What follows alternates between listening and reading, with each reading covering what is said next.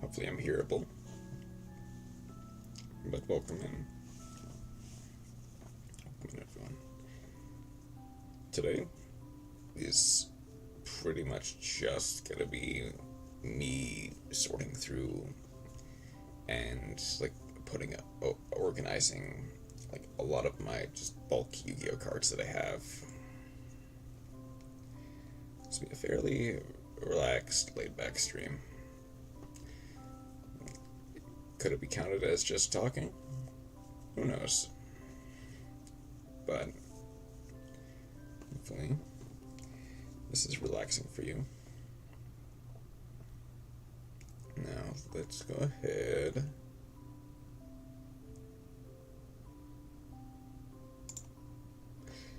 Boom. Hand reveal. Kinda. Or what's gonna be a hand reveal anyway.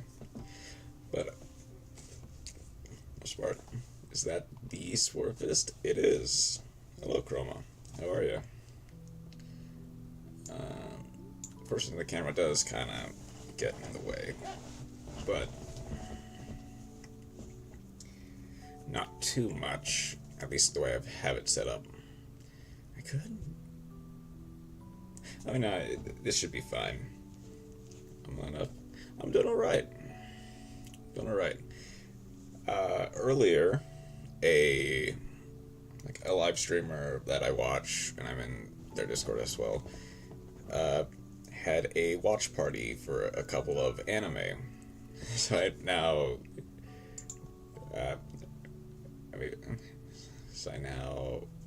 oh, that's not what I wanted. Okay. Anyway, yeah. We watched the first 3 episodes of Kaiju number 8, and I believe the first 6 episodes of a show I believe called Metallic Rouge. I believe Kaiju number 8 is one that's currently releasing as of right now. Metallic Rouge is a banger. I thought it was alright. I think the first episode was Metallic. Yeah. I think the first episode was kind of but I did get into it a little bit later on. Obviously, that's just my personal opinion, and I haven't watched all of it yet, so I don't know. Well, might as well just get started with all of this. You can see everything all right on the screen, or from the camera point of view. If tournament was Big Sag still. Yeah, I think you can see most of everything. That's unfortunate, though. Okay. Sort of like this. Let's go. I can see the pixels and the movement. Okay.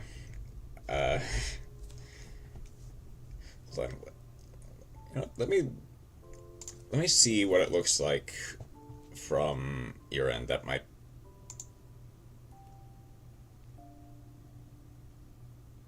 Okay, we should be good for the most part. Okay. Pretty much just start putting everything in the binders. Got 5 of them that I need to get through. And as you can tell, I'm starting off with my, as far as I'm aware, essentially 13th place. Makes me sad. That's unfortunate.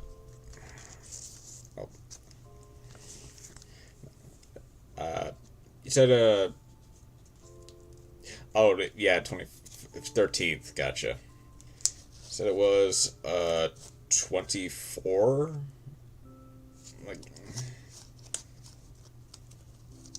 Yeah, so that's just under half. What? You know what? You gave it your best shot with 24 was a goal, 32 was the player. Ah, okay. Gotcha. Well, I mean, honestly, with the deck that you had and what little time you had, 13th place is actually pretty good relative to, uh, you know, what it is.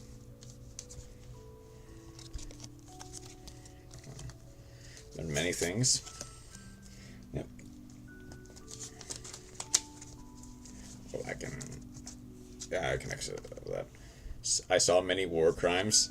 Oh, did other... From yourself or from other people?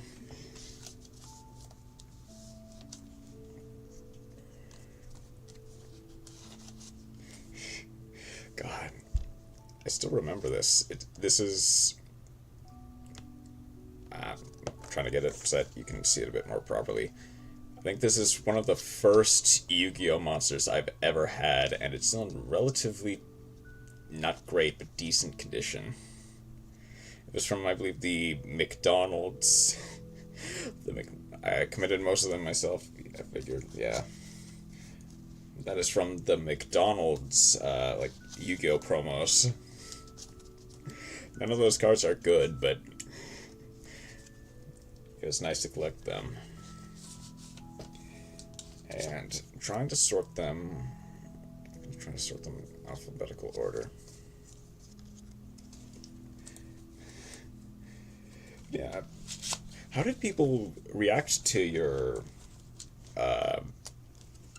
Fire Fists, Trap Tricks list?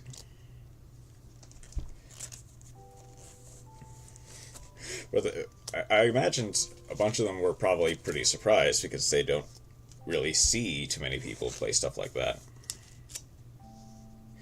Oh, I had multiple copies of Mega Fleet. Let's then come here. Over tracking.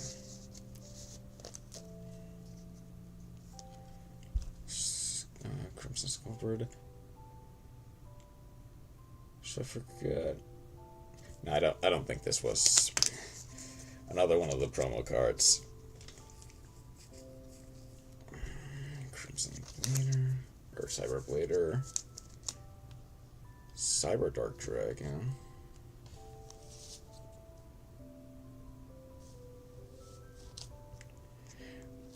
Oh yeah, and I managed to snag this one. I don't know if you can it's a bit hard to see properly. But you can kind of tell, like, this is a misprint Cyber Dark End Dragon. Like, you can kind of see where, like, there are splodges of ink right around there. Managed to snag this for a decent price. Which, I don't know how good, I mean, it's not great, but, you know, it's very nice to have in my bulk.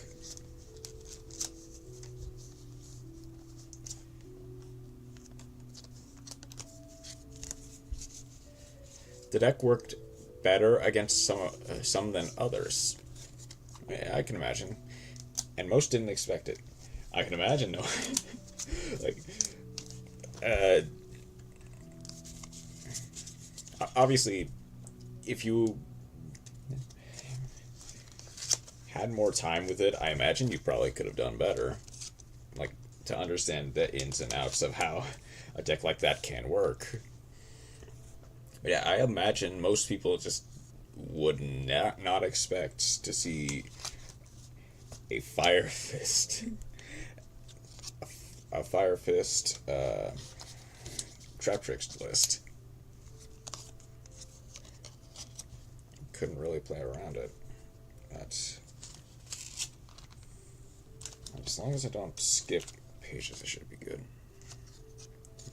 There is Earthbound.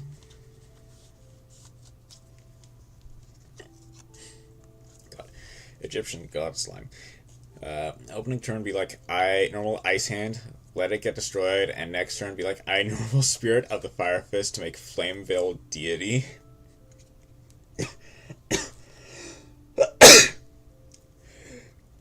The thing is, I imagine that would be very, like,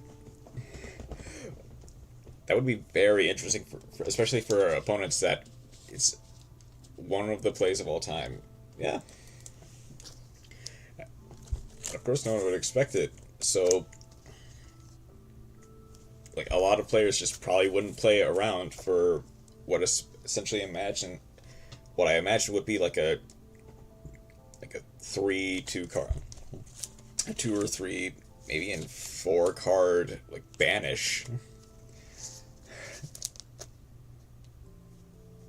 Depending on, the hand. Well, they would also have to have the cards in the graveyard to that, but yeah, no one would see that coming.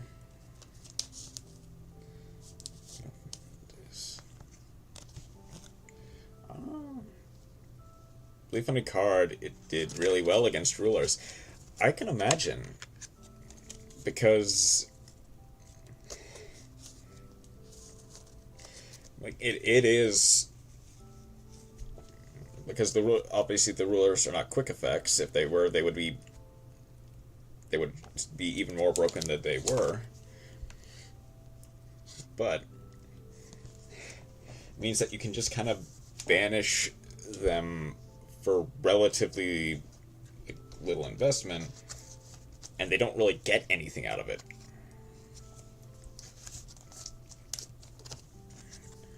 Buggy. Convoy, actually. Yeah, that's Gold Knight.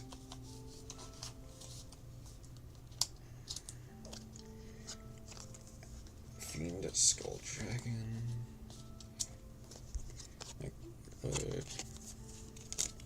I have 3 copies, or 2 copies. Yeah, 2 of Friend Key. I only have 1 of Gravekeepers. Yeah, that's fair.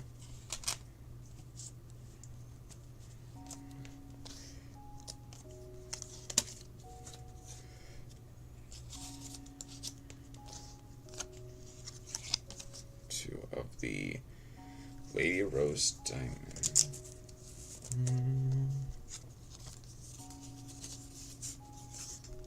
That's Jerry. So there's Gemini Seraphinite.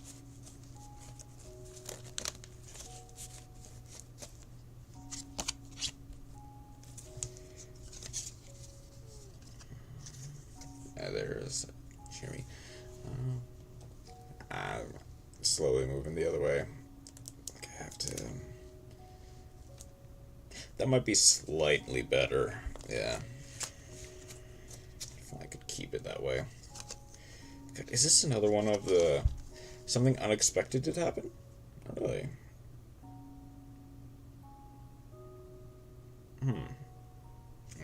That's fair. Okay. I wonder what happened then. For this and other. It was Heroic Challenger Artifacts. That was my hardest match for the tournament.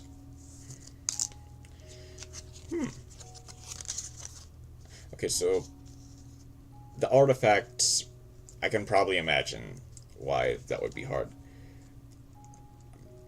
I'm not familiar enough with Heroic Challengers enough to know if, like, did they cause any, were they the ones that caused a significant problem, or was it the artifacts side specifically?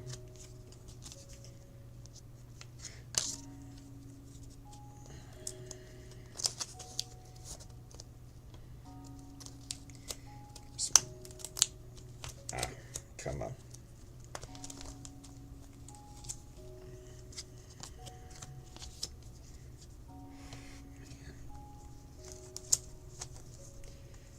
The Heroic Challengers were good for their time.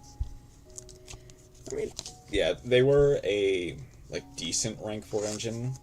If I, like, obviously I'm not too familiar with like some assault halberd and 1,000 blades. Hold on. Heroic Challenger Assault Halberd. This one. This card inflicts bullet damage to your opponent. Control monsters. You can special summon this card from your hand. Defense position. Deflects piercing battle damage. Also, it made Exiton really easily. And that show. Gotcha. Yeah, that'll do it.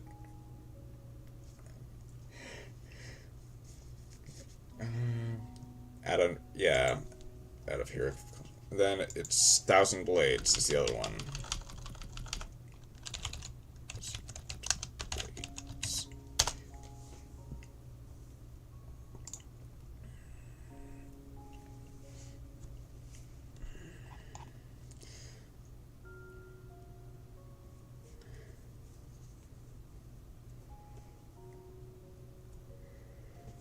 Oh, okay, interesting. Yeah, like Exiton definitely is probably the bigger problem with that then. But there's some rise restrict. Let's make sure you're straight there. Can't be angry. I originally considered something like Hieratic Challengers. Oh, like, and that would have been really funny. Honestly, it probably would have. I don't know if that would have been any good. Because, like, that weirdly makes even less sense than what you originally went with in Fire Fist Trap Tricks. It's like, yeah, they're both Xyz decks, but they don't really have that much synergy. At least not that I'm aware of. All that synergy with Nuit? Hold up.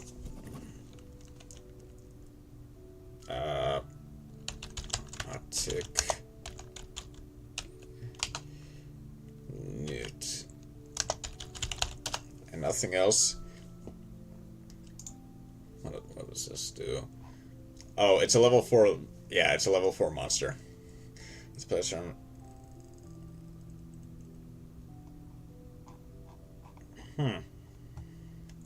It's it's just a level 4 monster. That's the only part of the synergy that works. But yeah, I understand why. Wait a second. Okay. Never said it was good. No, you didn't. And it probably isn't. This card is destroyed since the graveyard. Target on the card on the field. Let's try that target. Okay, so if this card was better, who knows? I didn't build it. True. If this card was better, it just requires a Panzer Dragon. Yeah. If this card's effect was better, because it specifically has to be destroyed and sent to the graveyard, and all it really does is target a card and destroy it. If this card was any better, it probably would see like a tech as a Snake Eye card. Like I would have guessed against something like the Ambler Whale and Borreload specifically as a super poly target, or even the Flamberge, which I think is really funny. It's not that good, so it probably will not see play, but it's very funny that it's surprisingly generic and can be made with super poly under the right conditions. Punished Eagle. And Rainbow Overtracking.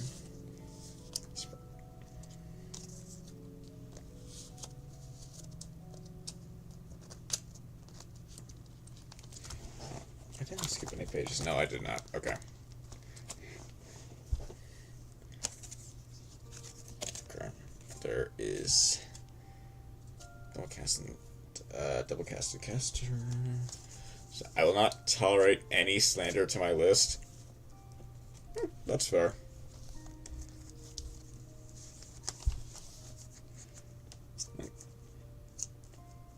It is your list, and to be fair, like, I've made branded generator.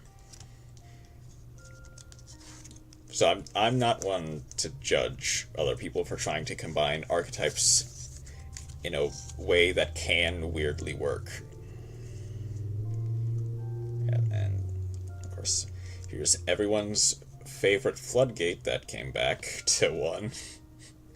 Thunder Dragon Colossus. I think I remember. I forgot I had the 1 copy, so I ordered a second, not realizing that now I have a second copy that I can't use. But it'll be like nice to have it in case I lose the first one. There is Ultimate Gear.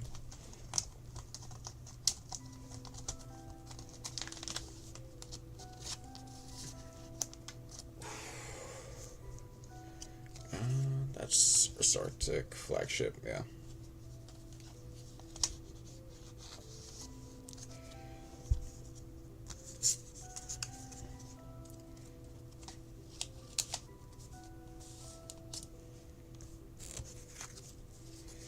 I got a few fusion monsters left. There's VW.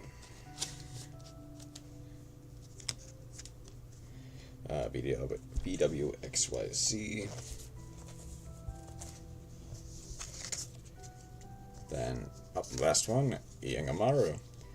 I also learned about something mid-tournament, but since Firefist can make Exiton, you can trigger Raven by blowing it up, setting a free Fire Fist spell, and starting plays from there.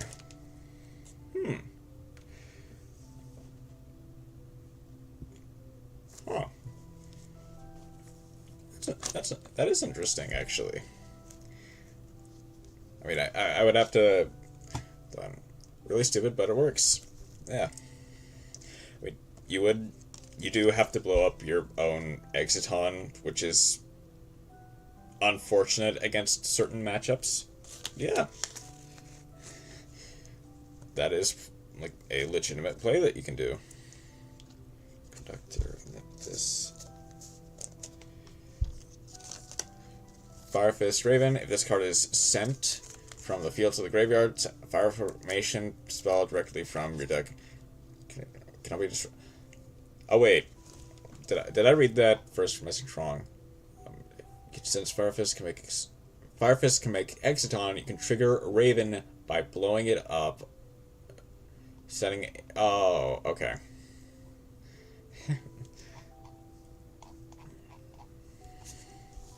Okay. Yeah, I do think I read that wrong. Like, initially, I'm not familiar enough with the Fire Formation deck in general, but I thought that what you meant was that Raven's effect can blow up Exiton in order to set, but no, it's... I think it's just, wait. No? Is that correct?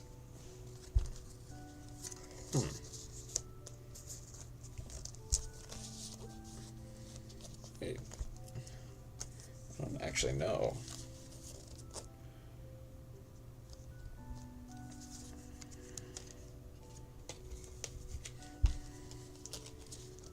So, at some point,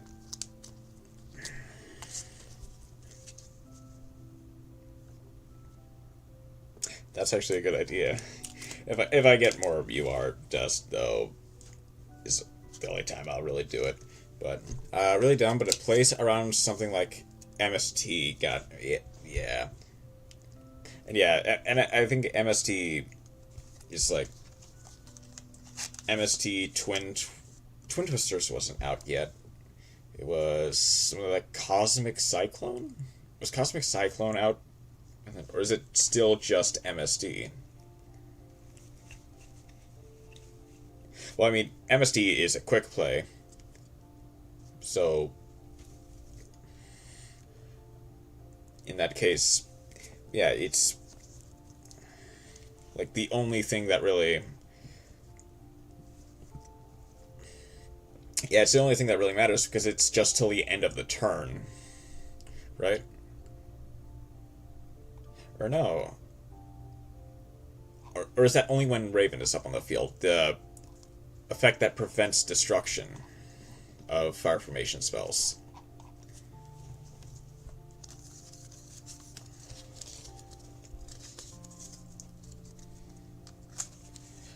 Only if it's set via Raven. Gotcha. Okay. Well, then... And Raven is not a quick play. No, it's not. So yeah, it would be on your turn, and MST, I think, at that point is, from what I understand of it, yeah.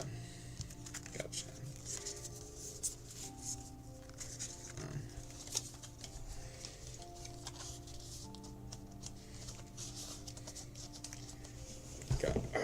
Okay.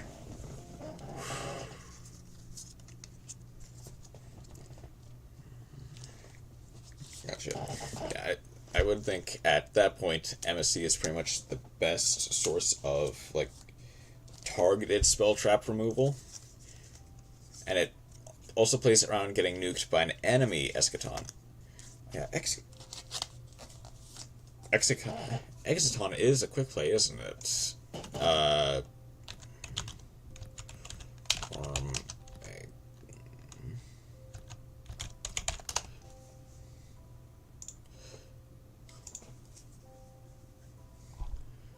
yeah, it is. Okay, yeah, that'll do it. That'll definitely do it.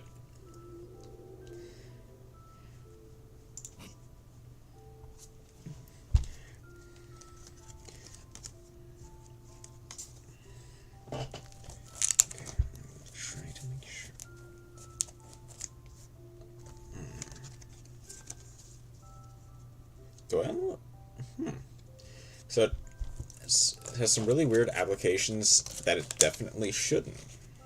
Huh.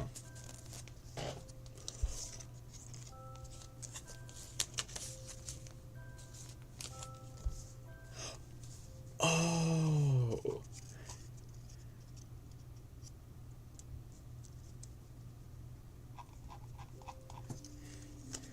Okay, now that makes sense. Yeah.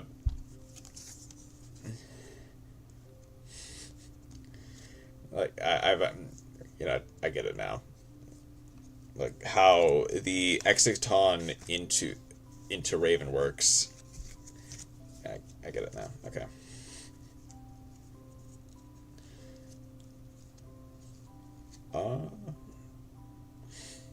This is a funny weird little happenstance. I don't know if you can properly see it. The light is actually kind of getting in the way. Yeah. Come on. But one of these is in English and one of these is in, I believe, Spanish. Sofía Reina de Dragones. That might be... Is that... Okay, I think this is... Spain. I think this is Spanish. I mean, combined with like the poor camera quality, combined with purposely streaming at a somewhat lower bitrate, you probably can't see it very well. So I don't know if you can tell, but I'm pretty sure that is in Spanish. Which, I think I just happened to accidentally do while trying to order one in English. And that is Vendred Scavenger is the last of the ritual monsters. Let's move on to Synchro. With Formula Synchron.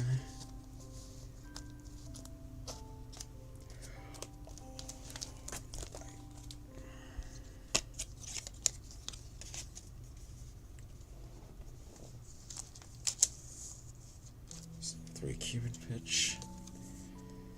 I've got a. I remember when Herald of the Arc Light used to be very expensive, and I was relatively cheap enough for me to have a couple copies in bulk because I've got a play set that I have in my actual decks, and I've got 2 extra, one even in gold rare. Also, that Raven play is perfect for out of every card in the hat format. Heartland Draco. I imagine there was a couple spelling mistakes, but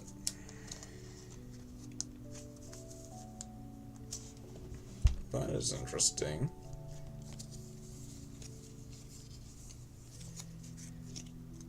Primordial Pulse.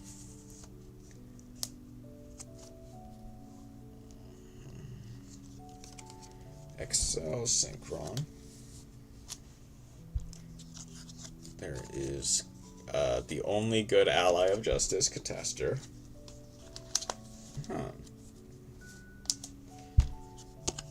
Got so many copies of Speedroid. Shanbara.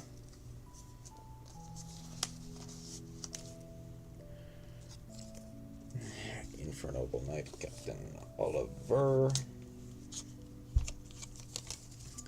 Got 2 copies of Junk Speeder with an extra one in an actual deck. Same for Junk Warrior. So that Raven play is perfect since out of every card in the format, Heartland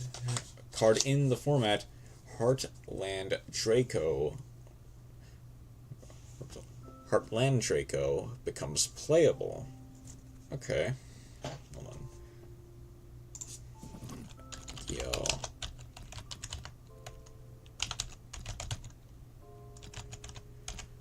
I'm not familiar with Heartland Draco.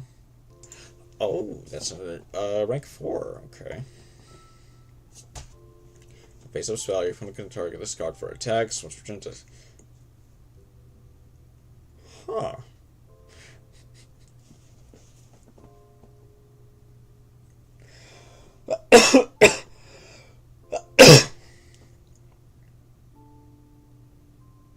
That is a weirdly interesting tech card, I must say. Like, I can understand why it wouldn't be playable in most other contexts. That seems like a pretty interesting tech card to have. The random synergy that nobody has ever thought of. Yeah. You know what? That is, like, one of the best things about visiting older formats is that you can, like, go back and think up strange, random, weird strategies with the cards available and figure out what works and what doesn't. Ow, don't let that tip over. There we go.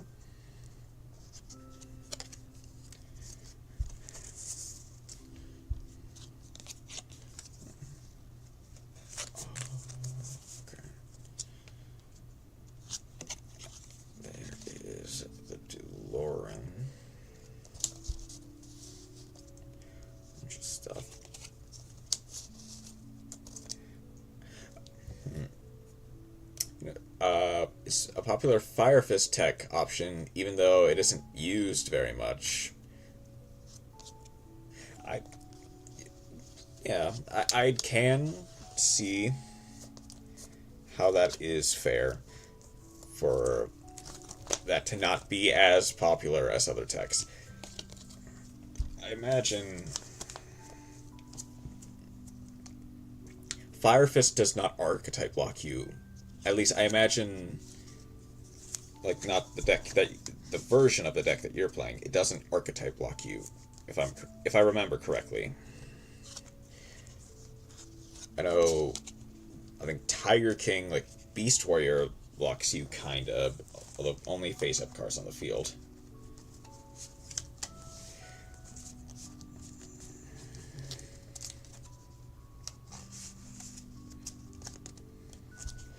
But I don't think it actually, like, locks you into anything.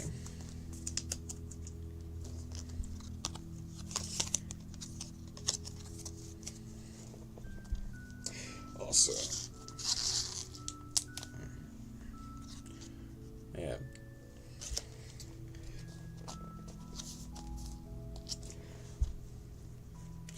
I did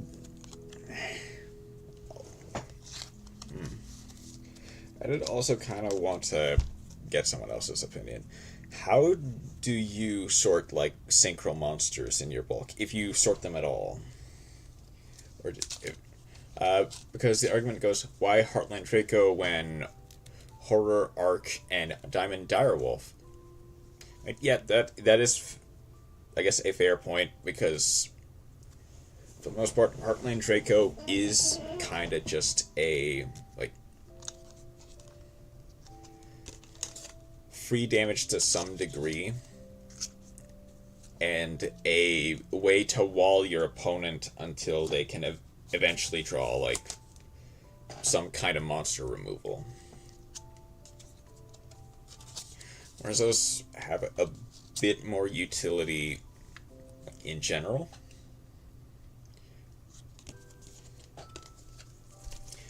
But it is at the very least an interesting card, because it does do it attacks directly, and as far as I saw, it didn't, like, have the attack. It just prevented other monsters from attacking, you know.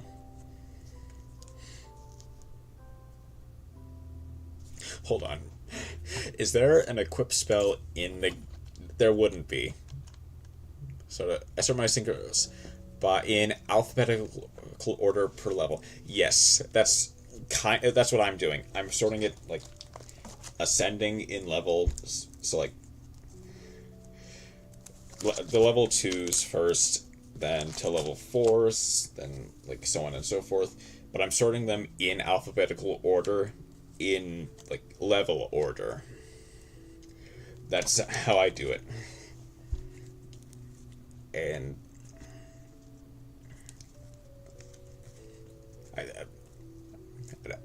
I don't know if that's, like, that much better than any other way. But that's the way that makes the most sense to me specifically. Yeah. What was I going to look up? Yeah, I was going to look up, like, equip cards that give you extra attacks during the battle phase.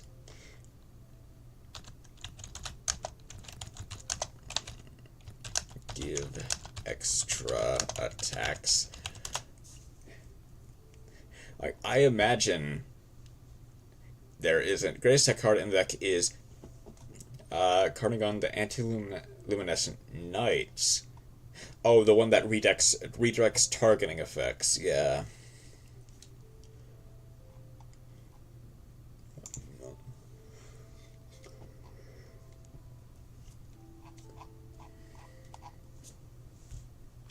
Control F, equip.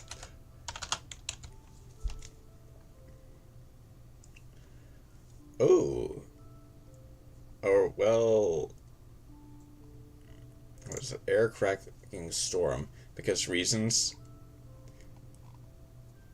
That's only to a machine monster, so that doesn't work for that one. You... Double banking.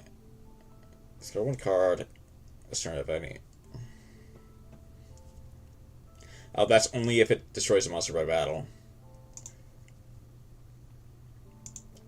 I imagine this is...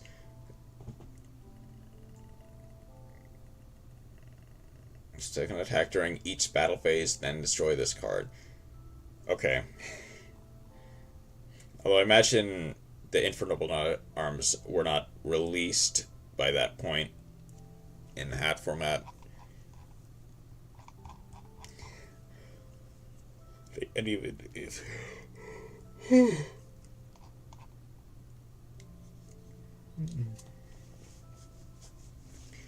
But...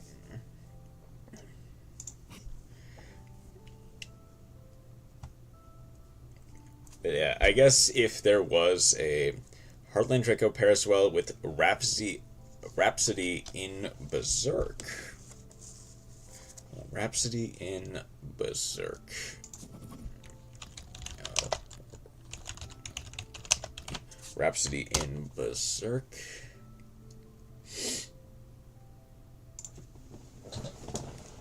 What are you?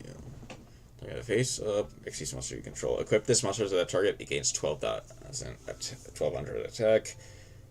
Target one card in opponent's graveyard. Banish.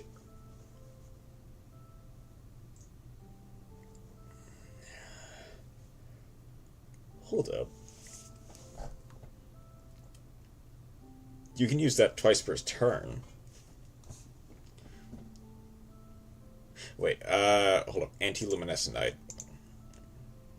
What's the exact words on anti-luminescence? Care, Gorgon. There.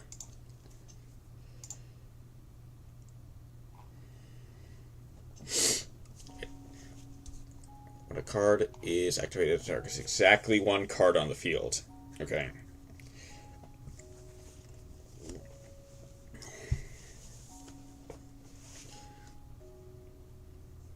Oh no, wait, Heartland Draco.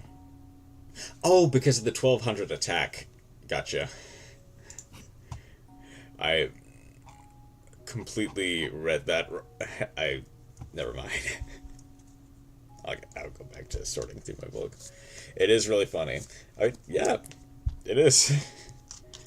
Just because there aren't that many monsters that can beat over that. So unless you have specific monster removal, you're kind of stuck.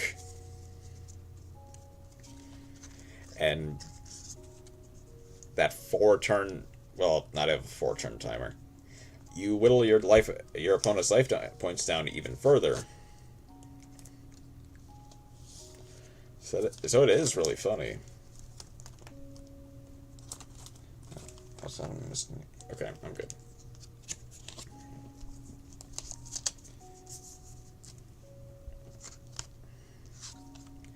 There it is. Warlord Savage. Not that many ways in format to get past it. Yeah. I saw Dark Hole is legal, right? Because I remember seeing that in your deck list. So there is that, but I don't think there are that many other ways to out a big monster outside of specifically battle, except for maybe Trap Hole or Bottomless, but that's only on summon.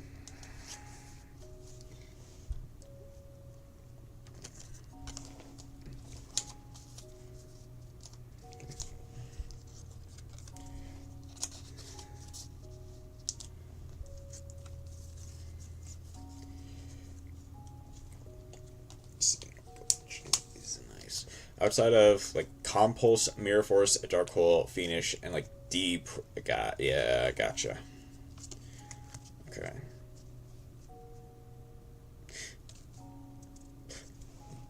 Wait. Hold on. That.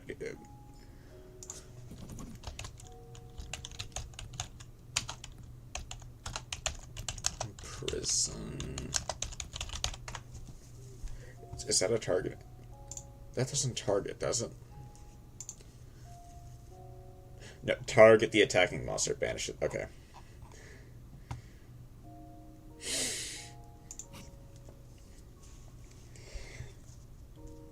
But those, to some extent, require some weird setup to trigger on Heartland Draco. I can get that, yeah.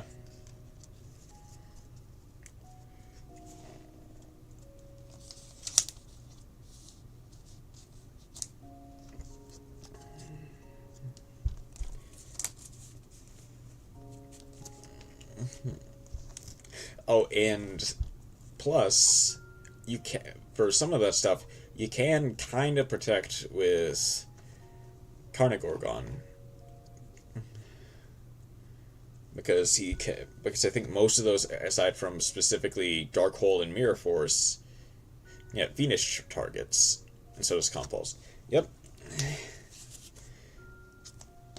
Yeah, like a lot of that stuff targets, so you don't really have to worry.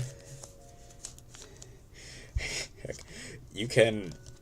I'm pretty sure you can also target your opponent's monsters with. Well, wait, would that work on Deep Prison?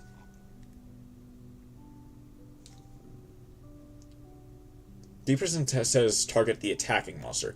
My extra deck is kitted out for Heartland Draco Beatdown. And that's a very favorable tech card, apparently.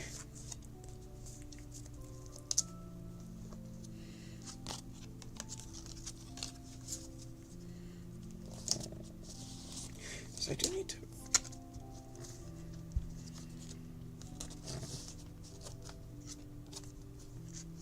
how many Scarlights do I have? I have 3. Only Fire Fist enjoyers will get it. Yeah. I guess I will, because... Well, I am definitely a sucker for certain beatdown strategies. I'm not as familiar with Fire Fist, so I don't get all the nuances of it. If any, even. Double Stardust Dragon. I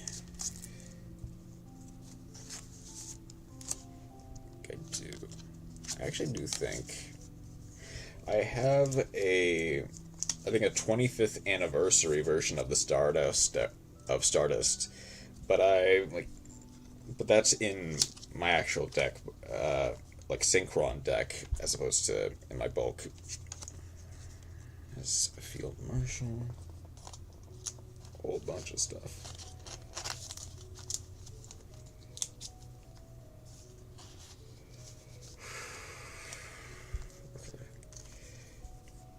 Drake.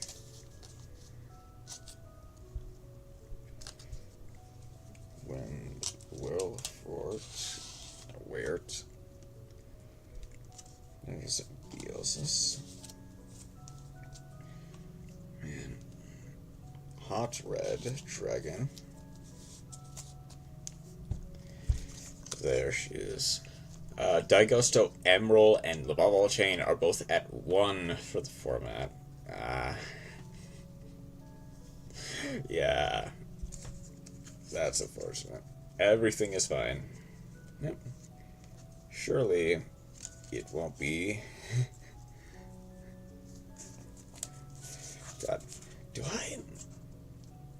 Kitchen wasn't burning down yet, at least. Yeah. Do I still have... After I finish this up, I forget, did I take Baron out of my Sword Soul deck? Because I took it out of my Synchron deck. I don't remember if I took it out of my Sword Soul deck yet. I might have to look at that in a second. Well, Patricia's a 9, right? Yeah, that's a 9. I'll need to move some stuff around. Okay.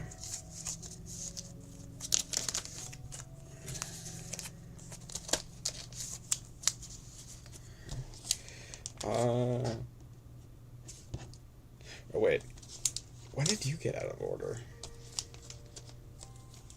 Your Manchuria, your Trishula. Okay.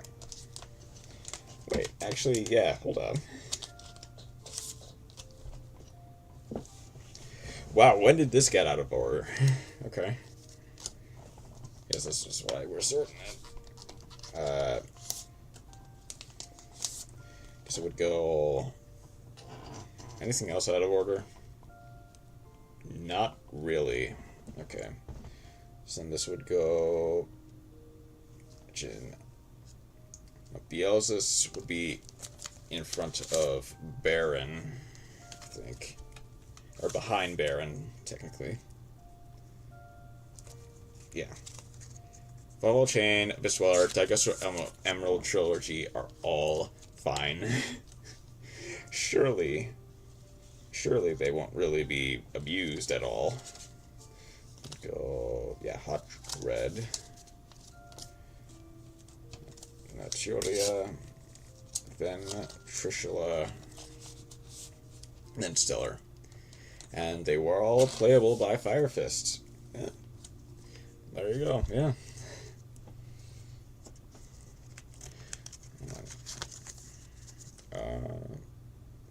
Is everything else in order? Yeah, it should be. Okay. Red Eyes.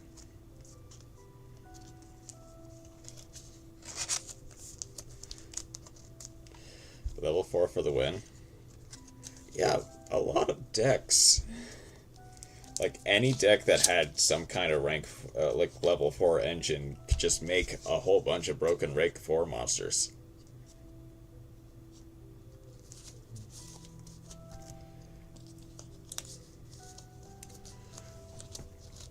And, like, yeah, like, Emerald has since been power crept.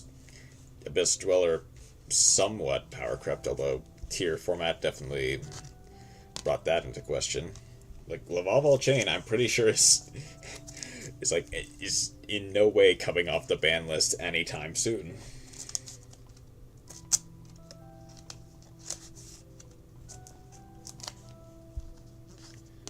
And there are not that many decks that can play them all. Funnily enough. Yeah. To some degree, I'm surprised Hot Red King Calamity didn't get put on the ban list yet. Although the structure deck just came out, so I imagine they wouldn't do that so soon. I mean, I say just came out. It came out at what? November? I could always side out into Fossil Dyna when need, but against some really annoying Boojins. Yeah. God, I forget. What's the floodgate monster for Boojin? It's the... God, is it Susanoo? Hold on. I hate them. Yu-Gi-Oh! Flood... Gate, but also love them.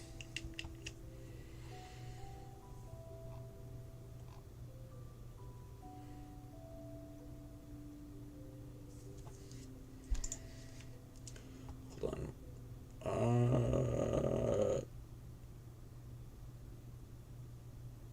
Let's see if we're...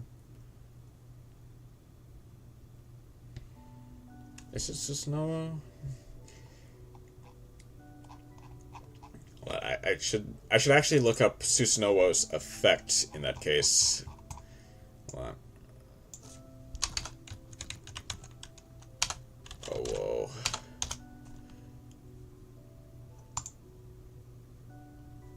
Said any monster discard can attack all. No?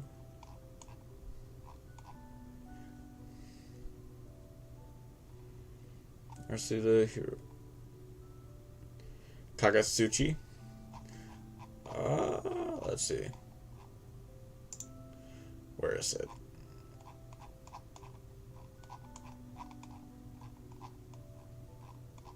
Where's Kagatsuchi?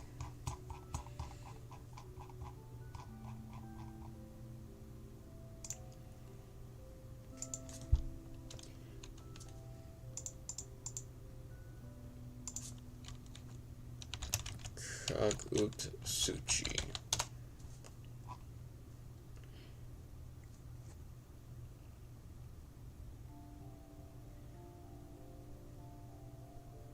No.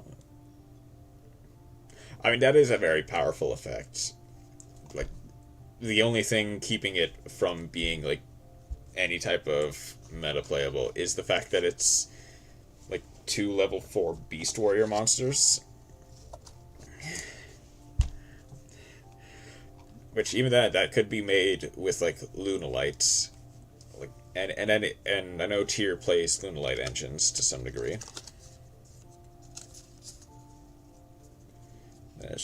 There's a heroic champion, what do you know? Everything good, Chroma?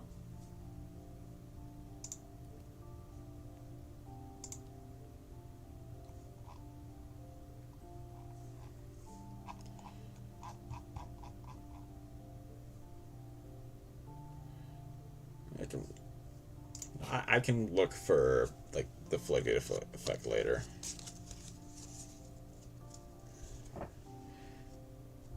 Could have played Bujin Fire.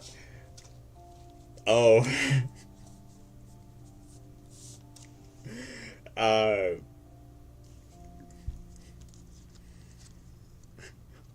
Why did I make trap tricks?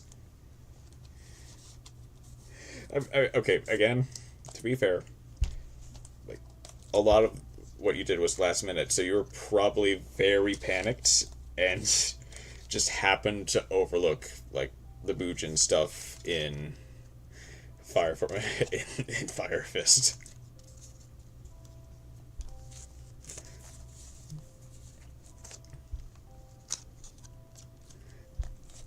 God, man.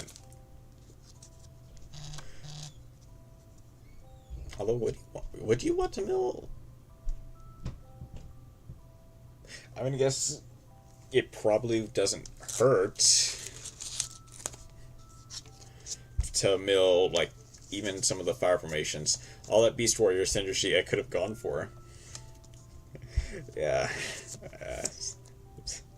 Sorry about that.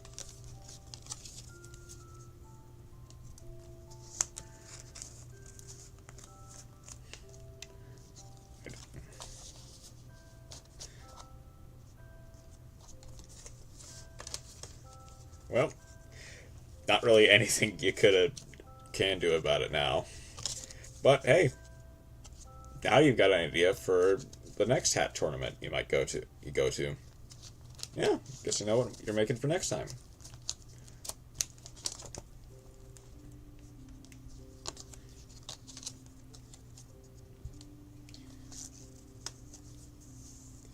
Service remainder.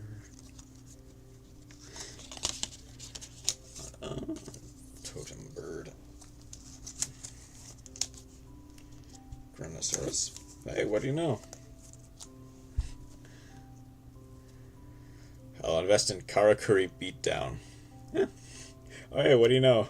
The next 2 monsters I have piled up here are a Fire Fist Tiger King and a Carnagon. What do you know? Unfortunately, I don't have any... Like, I don't think I have any Bujins. Actually. Wait, no Cardinal? Cardinal.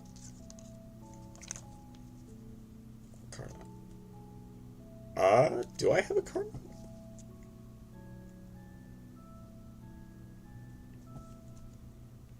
I don't think I do. No, yeah, I don't think I do. This next one is... because the next one is Castell. Farfetch'd Cardinal is... yeah. I think that might be one of the only... Like, I think that is the only Fire Fist XCs I have at the moment. Let me look at what Cardinal does, actually. And I put that in. On a Dolka before log, yeah.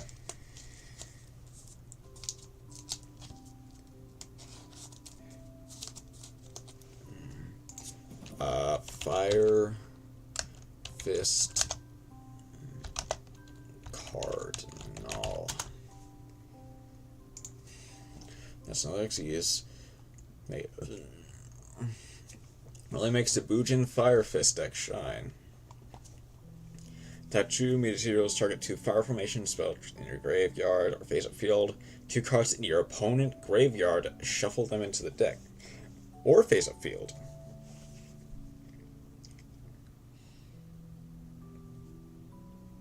Okay, aside from the... like, if that was a generic rank 4, that would be very busted. I mean, it would only really be good in specifically, like, fire formation or like any deck that uses like Tenki. But like what basically amounts to 2 free spins is really good. If only it was generic, but still. But yeah, it is like still really insane for something that is not generic. Like, you're right, that it is very based. I mean, like,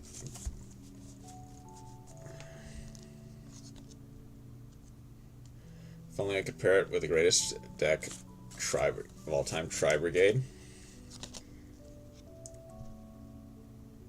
Yeah, I don't, yeah.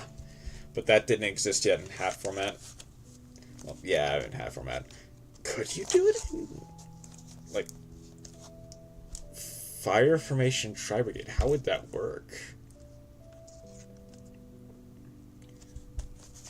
That would be interesting.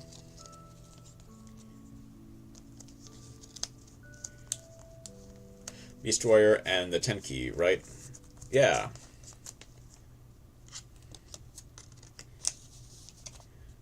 Yeah.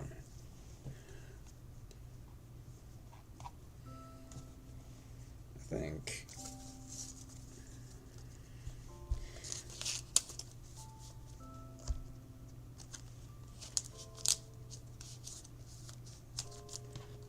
This will break really quickly, surprisingly enough.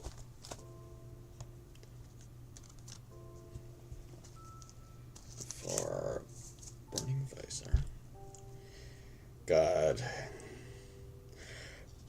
This... I you probably can't see it very well, but this guy lived way too long in Master Duel. Like he was banned, I think, last year, and was legal since like release. He was just insufferable. I'm glad he's gone, never to return.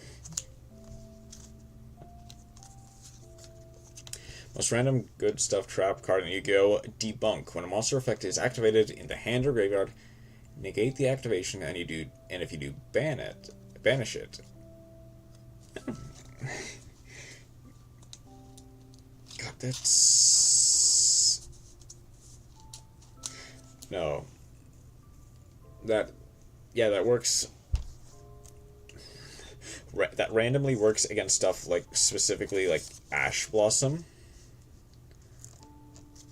It is really funny, and I think that works against like, obviously it is a tech card that'll probably never be used, at least not really, but that is very funny.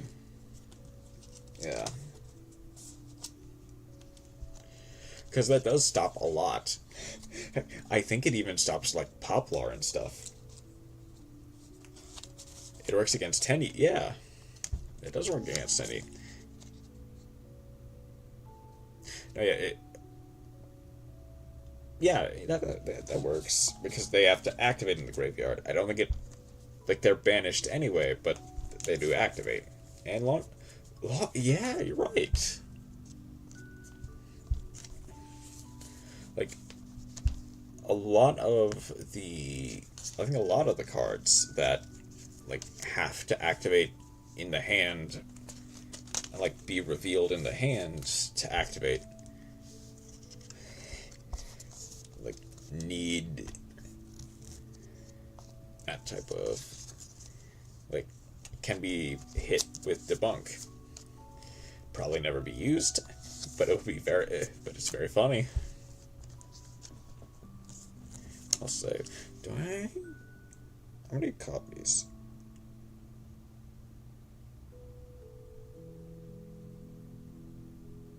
Oh, that's fine. It's like a tech card for my plant deck or something. I think we were talking about this a while ago. It came up again once against Maxi, which was the most play it saw. Yeah, I can imagine. Yeah.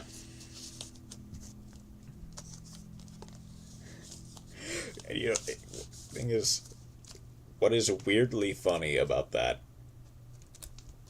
is that it's one of those cards that is, and never again, yeah. It's one of those cards that, like, no one would be prepared for, and no one would, like, board in against. Like, no one's gonna have debunk as a crossout target. Like, obviously, you're not gonna be able to play it, except in maybe specifically lower, like, power formats and stuff like that. But that is a very funny tech card. So if it was a spell, it would. Like, it would. Absolutely.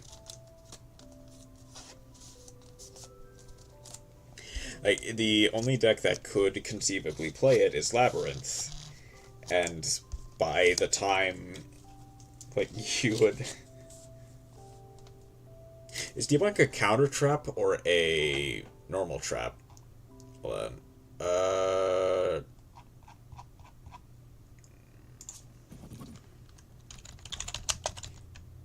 Bunk. That's a counter trap. Never mind. Counter, yeah. Yeah, that's part of the structure deck for ninjas, isn't it? I remember seeing that card, actually. Like, I might even have a copy, but I'd have to look. And we'll get there in a second. But sadly enough, yeah. Yeah.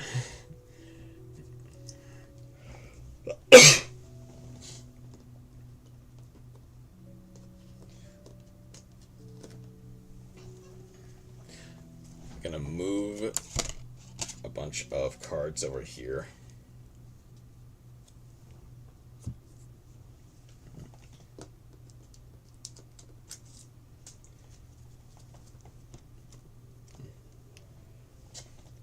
Also, I finally started my generics only run.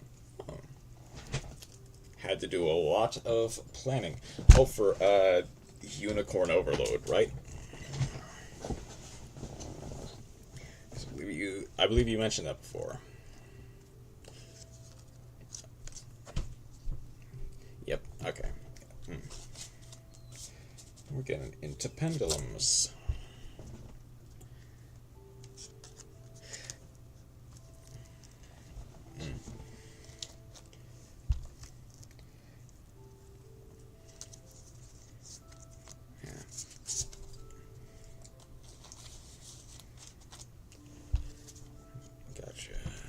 So I had to check items and XP points to do this.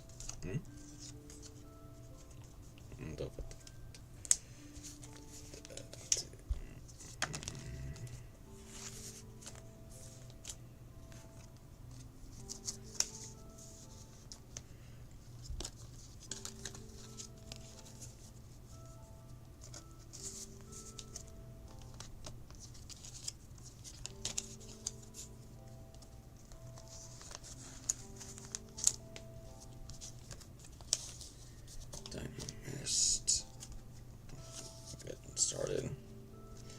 Then, out of 5 non-generics, everybody is a generic useless buffoon.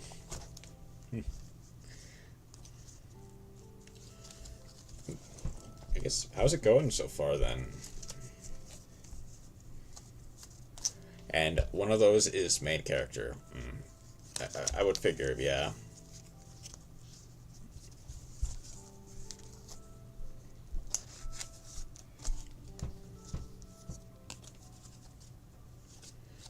There's Gallant and Margrave. Heard of the Exodia FDK.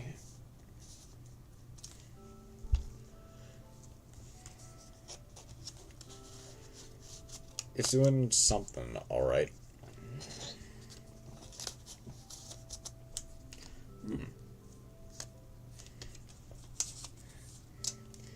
I take it it's pretty tough. I mean, yeah, it's pretty tough because you mentioned a streamer was doing it and they had like do a lot of planning. And you definitely had to do a lot of planning. I take it is not going that well. Also, why do I feel like three of my 5 teams are really good and 2 are just like really bad. And I imagine like those 3 the 3 teams that are good are probably ones that have like major characters in them, I imagine. Or wait, you said you have 5? 5 non-generics.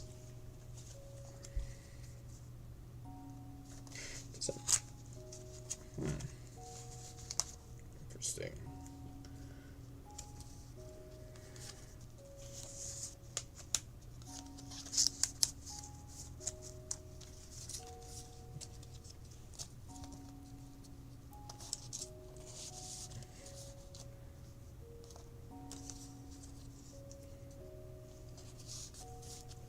Who just came alive right now? Okay. That's a super heavy samurai. Is it just weird to zoom in? 3 of my 5 teams have a non-generic in them, and only 2 of those really. So one of your teams that's doing well are all generics, or have all generics in them? Huh. That's interesting.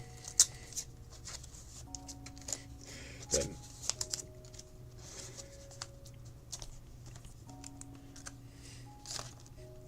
like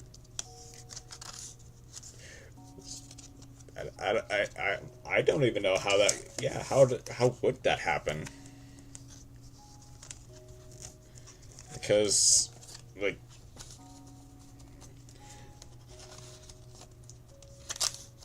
I would have imagined that the non-generic characters are gonna be like pretty good, right? I imagine, at least. Put this down here. And my impeccable skill at the game.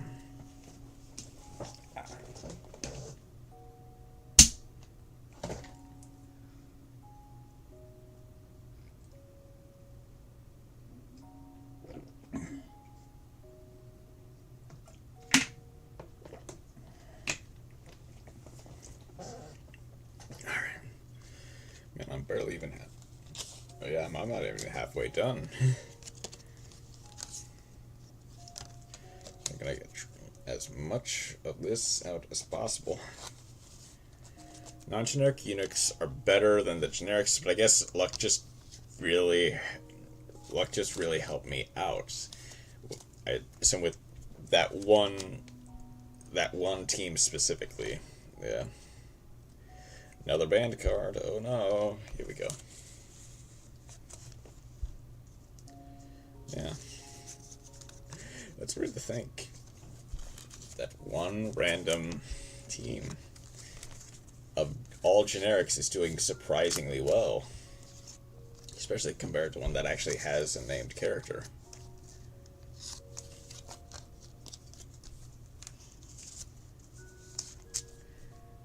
And the generics run. So compare notes between my last run with all the uniques and the generics run. Okay.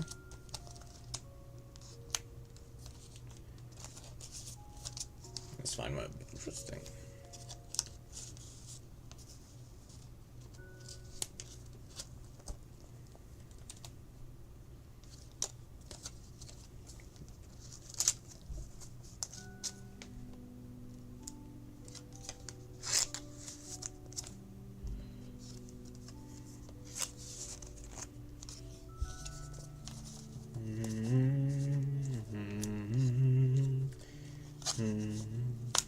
And for some reason, my team in the generics run has, across the board, 2 stats higher on average. Okay. That's an interesting find. Oh, there's another boon monster. This time, Halka Fabrics. But what would... I don't imagine there's any specific reason that they would be, which is weird. Yeah, because imagine you didn't, like, start with any specific, like, advantages. You just planned up a bit more ahead in this time. Getting O-Lion banned. Is O-Lion is O-Lion still banned?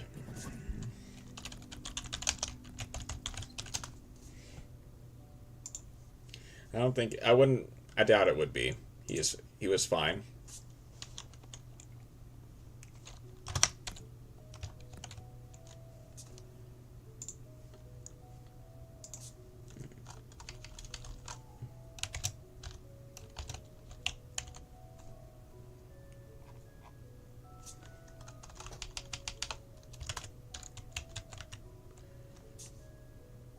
Nope, okay.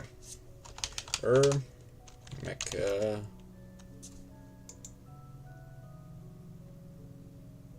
No, okay.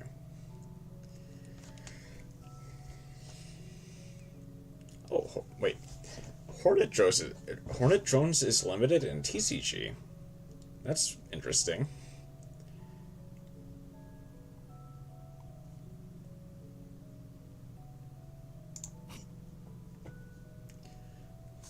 But yeah, for some, like, there were some weird times where, like, random cards would just take the fall for other, like, actual problem cards.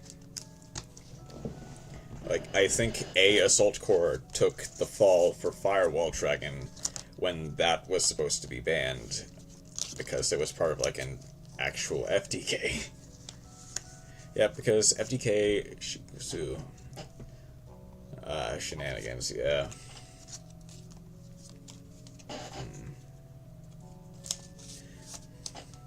Yep. Oh my god, I love a Ray. I would die for Sky Striker Ace Ray. Oh, I'm almost done, actually. Yeah, 2 more pages, okay. Am I gonna have enough room for this one? I wonder.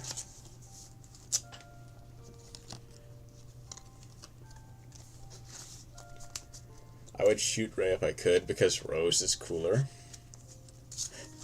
Apparently Rose would agree with you, because apparently they're actually enemies, as far as I'm aware.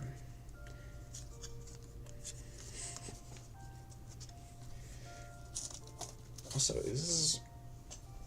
Well, I know Ray has the effect to tribute itself, special summon a Sky Striker Link monster from the extra deck. Sky Striker Rose. No, why am I looking it up?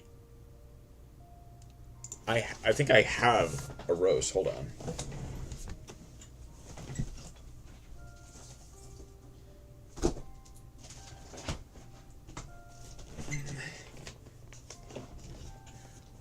sorry, my beloved Rose, I spelled your name wrong. Let's see.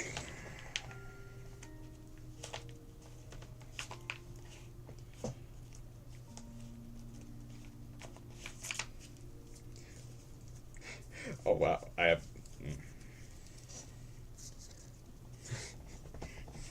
Cue the copy pasta.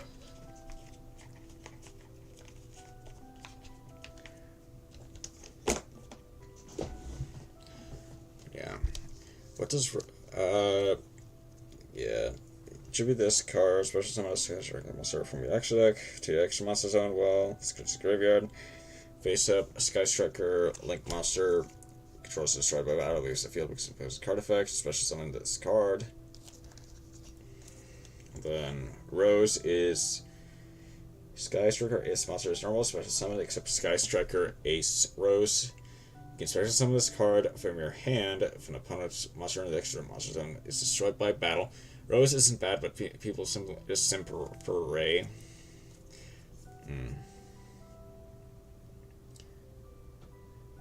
Monster in the extra monster zone is destroyed by battle, or leaves the field with the card effect, was a graveyard, special summon this card. Then you can negate the effects of one face-up monster your opponent controls until the end of this turn. Now yeah, Rose isn't bad. Rose isn't bad, but I can see why people like would only play like 2 Rose as opposed to 3 Ray. Or well, I mean, there aren't that many Sky Striker monsters to begin with, so I can imagine people would probably play like 3 of each, Rose and Ray. Yeah, Rose has some neat applications.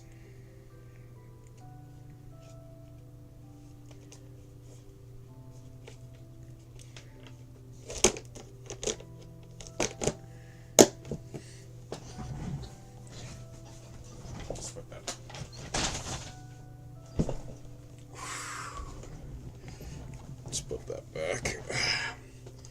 Then get the next couple ready. Get as many of these cards into the binder as I can. I didn't miss any pages today.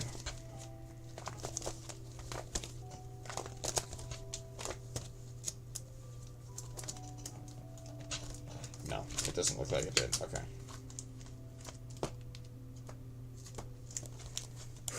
Okay. God. I wonder... This card, I imagine it's like an end rarity in Master Duel, but I wonder when, like, a Pit Knight Philly will ever, if that'll come to Master Duel soon.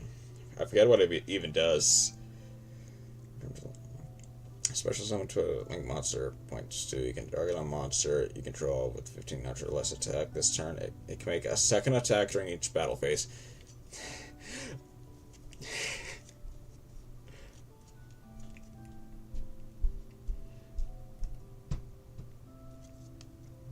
Hold on.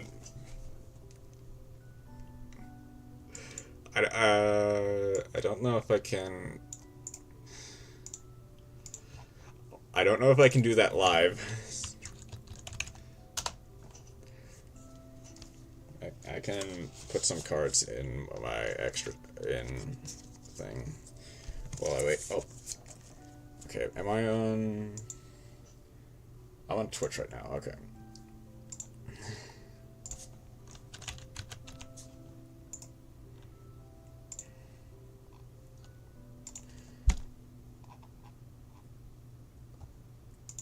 Okay. Will this work?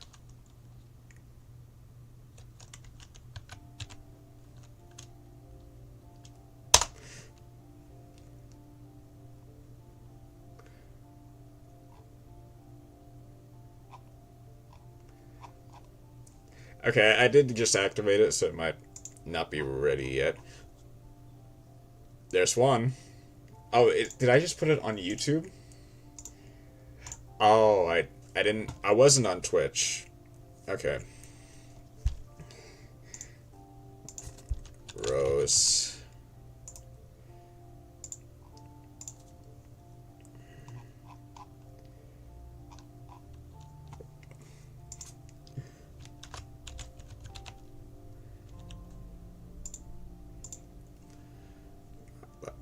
Okay, now let's see if it works. There we go. Victory sure is yours.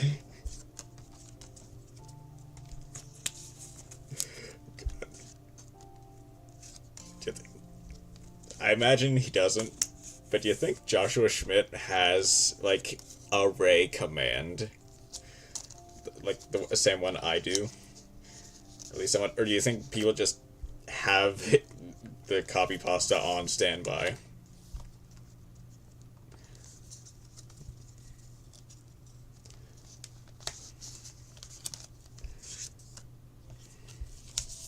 Like, in case Ray comes up in any conversation.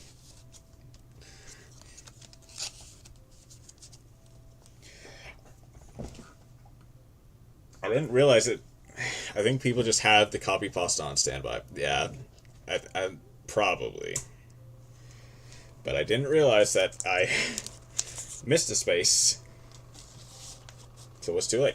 I'm glad I didn't finish this entire binder before I did that. I'm the counterforce the universe needed.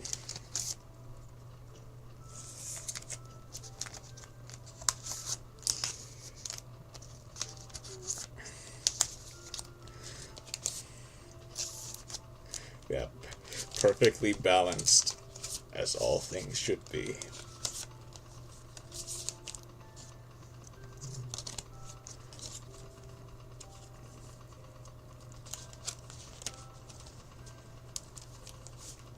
Man,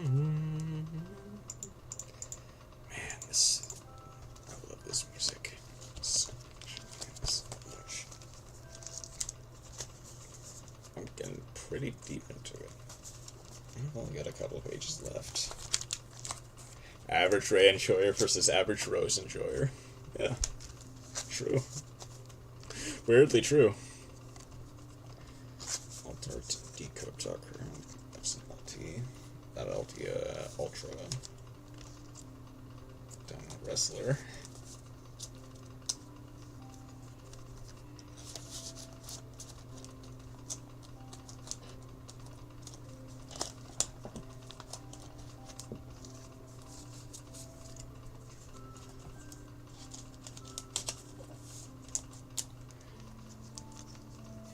There's...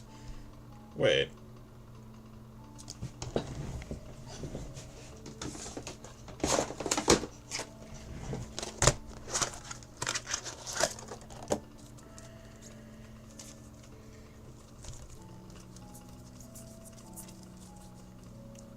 Okay, one, I guess I have, for whatever reason, I have no common underclock takers as opposed to the Ultra.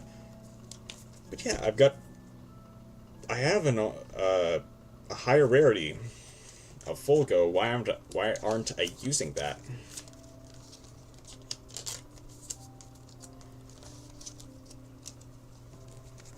It's weird. Am I allowed to list like the fact that it's Ray on 90% of the Sky Striker cards? I mean, to be fair, I think, like, Ray is the main character of the Sky Striker lore. So that isn't necessarily something that...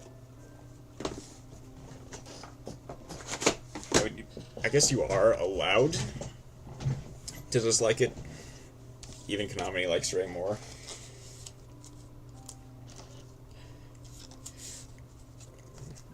Yeah, I guess. But again, keep in mind it is like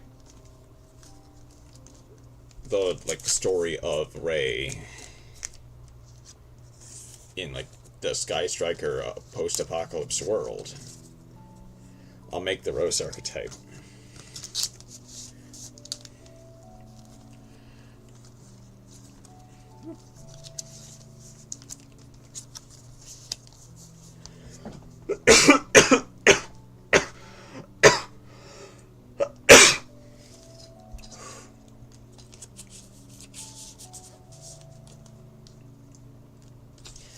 Ooh. There is a non-eroded summon sorceress, which probably won't get unbanned in the TCG until, you know, people inevitably find a way to break that one. Wow, I've got a lot of space left over. Okay. Yeah, I've already filled. Wait, before I continue, did I miss any pages? No. Okay. That's pretty much it. Sky Striker Maven Rose.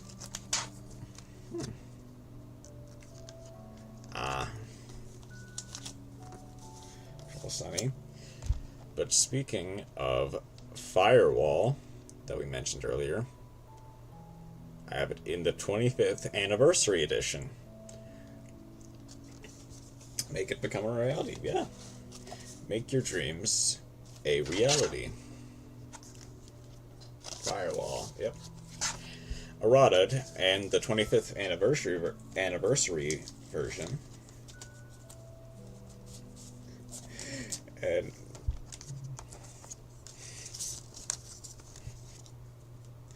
it is very funny.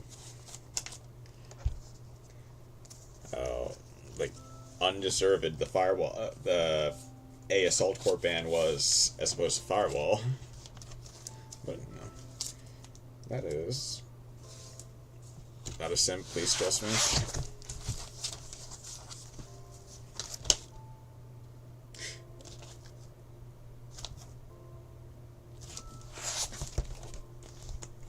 Wait.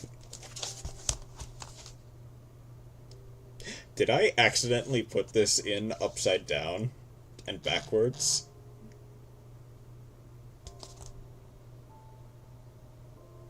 Well, it's, it is upside right in my book.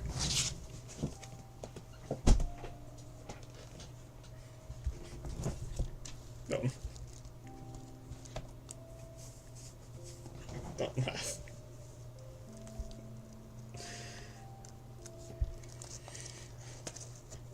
Let's just continue with dying of laughter inside. Yeah, to be fair, that is very funny. And oh look, the somehow unlimited Saryuja. I'm surprised that no one. I guess I understand why. It's because Saryuja is only really, like, good in specifically FDKs, and those aren't really good by design, but I'm surprised no one, like, really plays Saryuja. Like, he's limited in Master Duel, which, to be fair, is probably the place where you're gonna find FDKs more often than not, but that's just a weird little thing that I don't get. I would play it if I pulled one.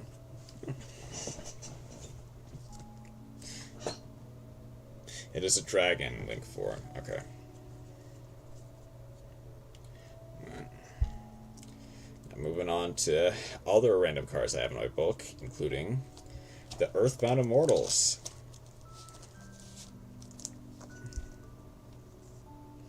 I'll make it in Sprite. Probably. I mean, I guess, yeah, you can. You'll make it work. You probably can. Like, with enough resources to make it work, honestly. Obviously.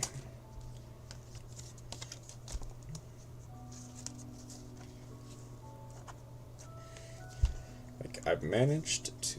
I have problems. Yeah... Perhaps. But we all do. And while there are days where some of us should stay out of the kitchen, there are other days where we have no choice but to cook. Getting into other stuff. There's BLS and Chaos Emperor Dragon. Hey, I'm always in the kitchen. That's the thing. And it has never burned down. That is true. You have, or at least not yet. That is also true. Perhaps not yet. And hopefully never. But the important part is that you're still allowed to cook.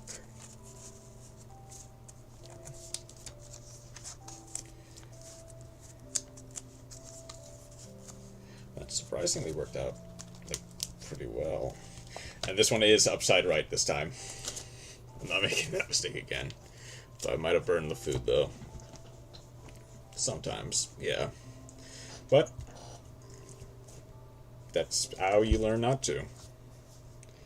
Don't think I'm allowed to cook knowing what I've made.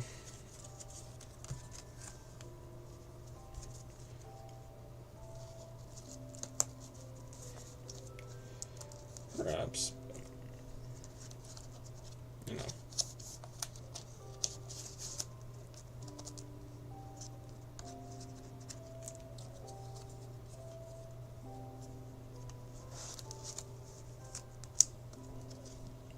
Into Cannon Toon Barrel Dragon. God, this.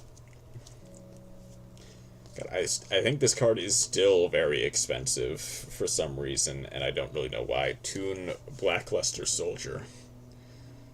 It's still like a $30 card or something. Because I think it was only in the one set, unfortunately. Which, I guess, whatever, but still.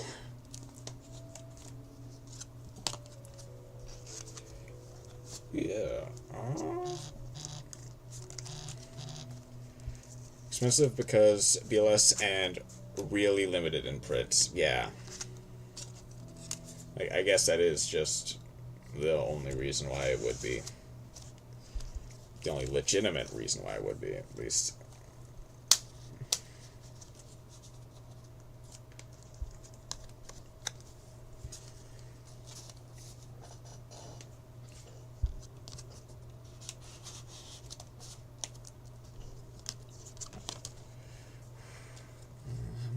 I'm doing not bad, but not great on time. I should be fine to continue for a while, though, honestly.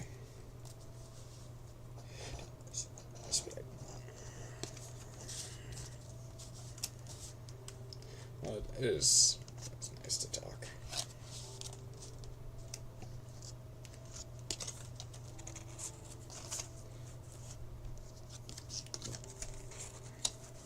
Every now and then, I feel like I'm I feel like reading some questionable manga and manhwa. Well, that's not that surprising, because I have seen somewhat of your taste in games, and some of that can be questionable, but I'm not one to judge.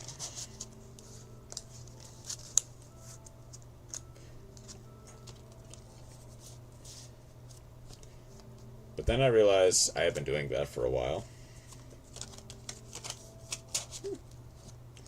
Yeah. My taste in games is fine. Yeah, for the most part, yeah.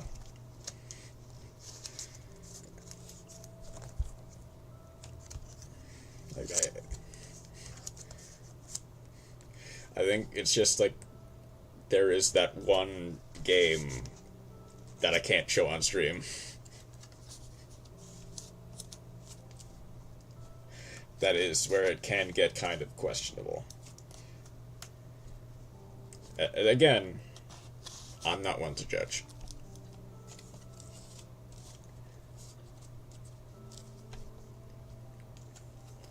Like Black Souls. That might be... I think it was like... What was it? Layla's Quest? One of the greatest games of all time.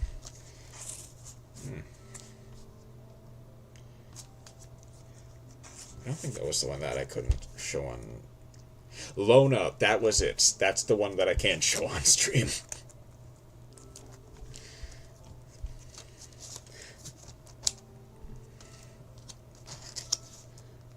I did like look into it a little bit more after like the stream had ended and I wasn't recording anything.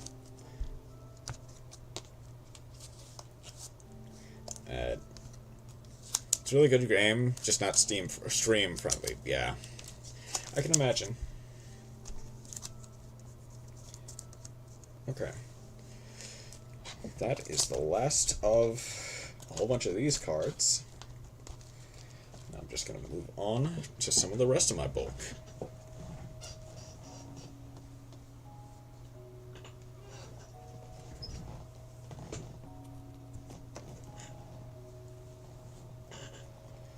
Actually, I can probably fit even more over here if I lay it like this. Well, might as well lay... This deck is up first, so I might as well lay it like that. This deck...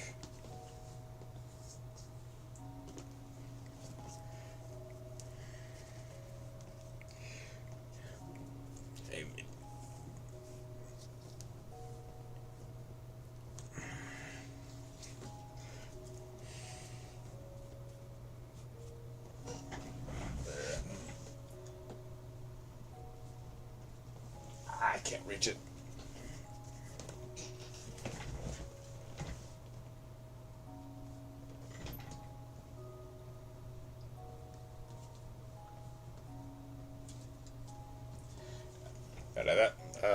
Best manga you have never heard about is Anti-R Revenge, and it's better than it sounds. Do I know what it's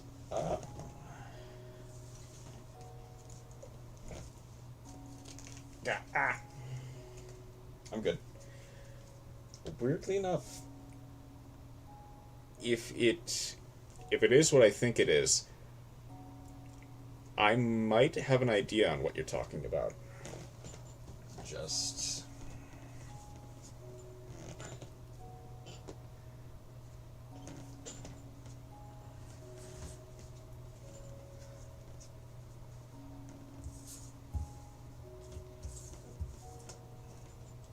like,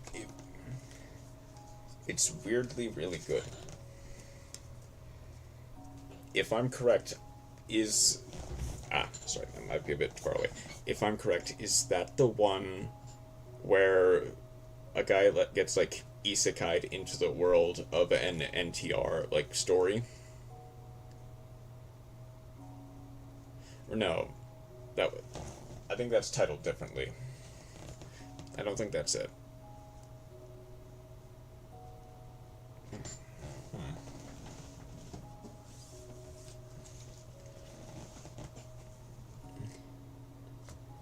Where's that? Alright. There is that. Whole bunch of cards to get through.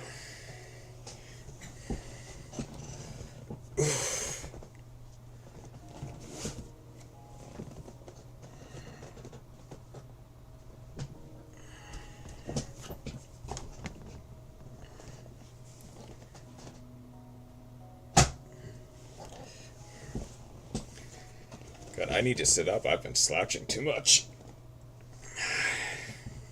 Okay.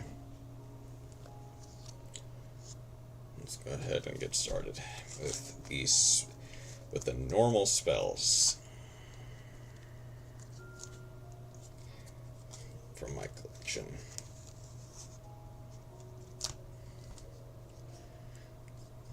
Not as good as my favorite questionable manga. Okay.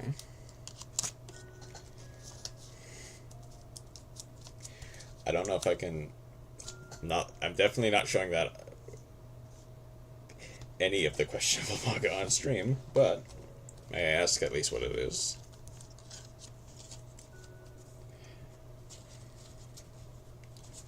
Because I can probably just look it up on... I mean, I'm not showing my screen, so I can look it up probably on Google.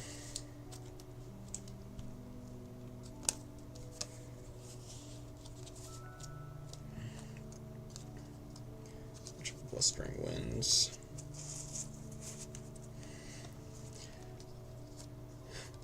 Book of Life. A card that's surprisingly, like, just monster reborn for zombies. And it's surprisingly good in, like, GOAT format specifically.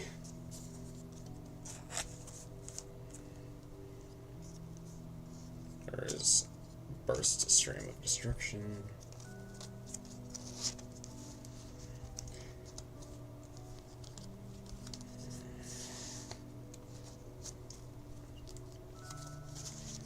A whole bunch of draw twos. Cards from the Sky and card advance. Charge to the Dark World.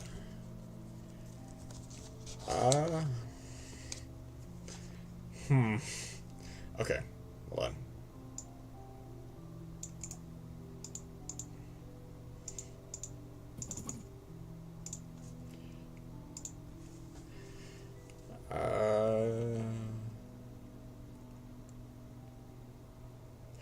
Not for those with arachnophobia. Konami no Nai Kaibutsuju. A monster spider with the ability to take the form of whoever it eats takes.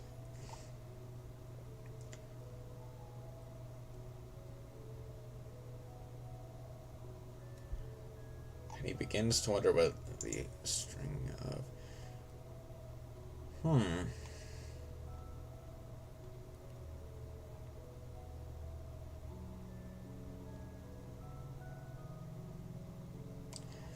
That.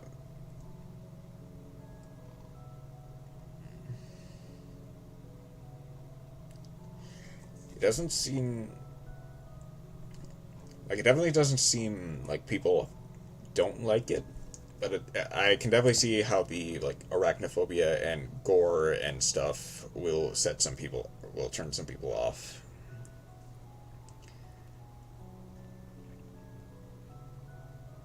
That does at least seem very interesting. 50 of the most strict, wholesome, scary content you can imagine.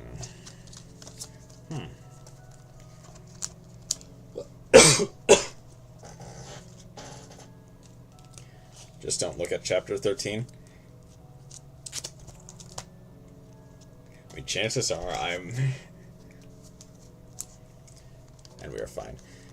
Chances are, unlike some of the games that you've recommended, I'm probably not gonna look that much into some of, like, especially specifically the spider manga. Not because I'm specifically afraid of spiders, but because I'm not always the biggest fan of, like, very gory manga.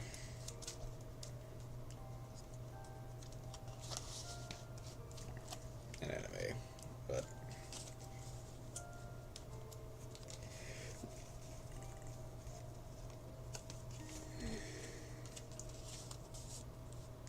Chapter 13 has a girl getting eaten alive by spiders because the main spider girl was jealous of her. Yeah, that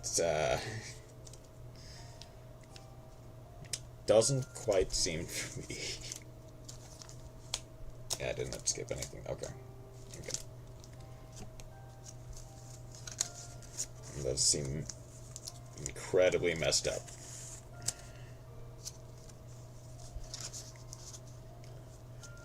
Sounds like us.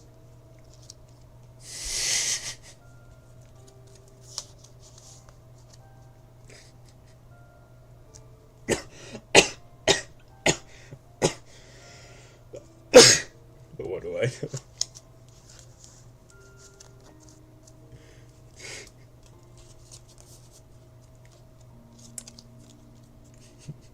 That's a good one. It's a really good one.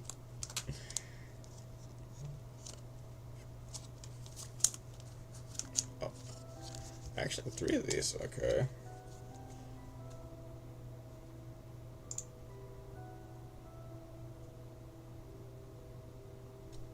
That was...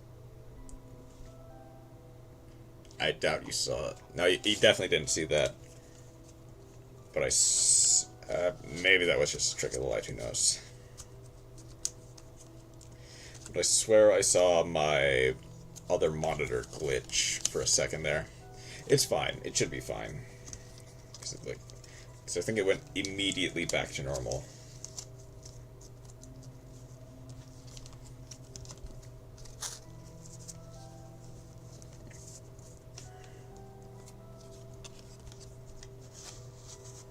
But chances are it was just a trick of the light. A bunch of stuff. I wonder if a runic sprite for hire is still good. Hello, Nusk? I'm sorry, I'm not entirely sure how to pronounce your name. How are you? How are you doing? Like, runic sprite for hire is... The hit to sprite elf, I think, hurt it a lot. I think it's still relatively decent. Because I do still have, I think, most of, like, the runic draw engine, and the for hire cards have not been hit at all. Same with all the rest of the sprite cards. Unless you're talking about in specifically Master Duel, in which case Elf is unbanned, but a bunch of other tech cards for sprite aren't, or have been. Like, I think it's still a decent deck. It's just that every deck is going to struggle while Snake Eyes is still full power. Like, relatively full power.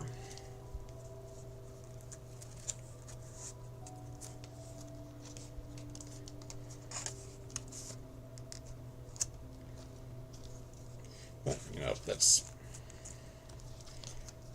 just my 2 cents. Then after Snake Eye format, that's another question. Yeah, that is... Obviously, that does depend on what is after Snake Eye format. And like, Tenpai seems to be one of the next big decks that might play Debunk, the ultimate counter to Snake Eyes, 100% win rate, cough cough. Yeah. That thing is surprisingly, if Debunk was a quick play spell, it would be busted against Snake Eyes. Like, no questions asked, it would be busted. But it is a, like, counter trap that banishes a monster effect that activates in the hand. Yeah.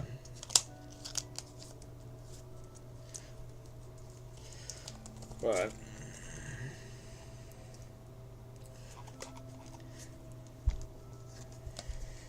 I guess that is the question of whatever comes Hintergrave, banish it, yeah. Which does get like a Flamberge out of rotation.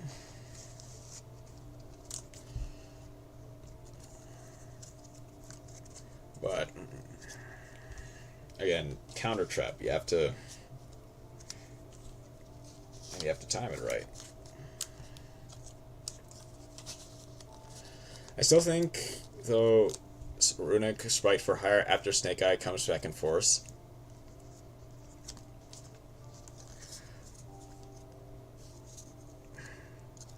Obviously, like I was gonna say, that does entirely depend on what comes after. And, like, what decks are good, like, after Snake Eyes gets properly hit. And if Snake Eye needs to actually be hit after the ban list, and with Tenpai coming out, because Tenpai has, surprisingly, shown to be a decent option, specifically going second against Snake Eye. So, worst case scenario, that might be like the main rival at that point. Like, there are a lot of cards that could have the potential to like dethrone Snake Eye eventually. And I think like Branded has basically been some amount of viable for as long as it's existed. Yeah. Chroma is indeed a professional bad card player, yeah. And I imagine that some variation of like Runic for hire, or Runic Sprite, or even just Runic, will probably maintain some amount of playability, even at a rogue level. I know one OT deck, yeah, Tenpai is its name. That's coming out. The one that can deal like 30,000 damage in a single battle phase. Oh, Earth Machine. Yeah, like either Trains or Machina is, I guess, the one you're thinking of then. But yeah. Like, a lot of like the blind second OTK decks are interesting. Just Earth Machine in a nutshell, yeah.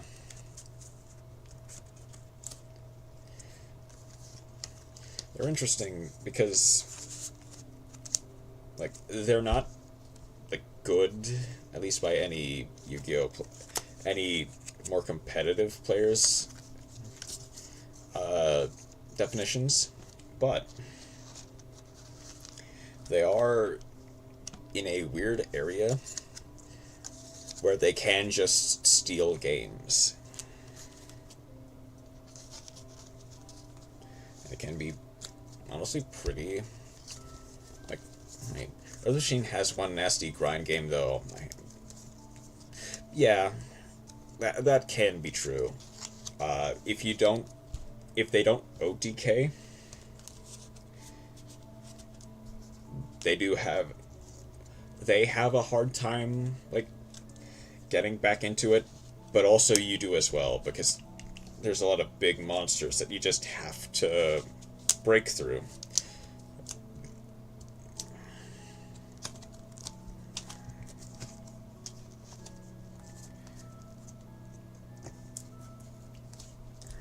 Oh, wow, I was about to move on, but didn't notice these two were still here. Yeah.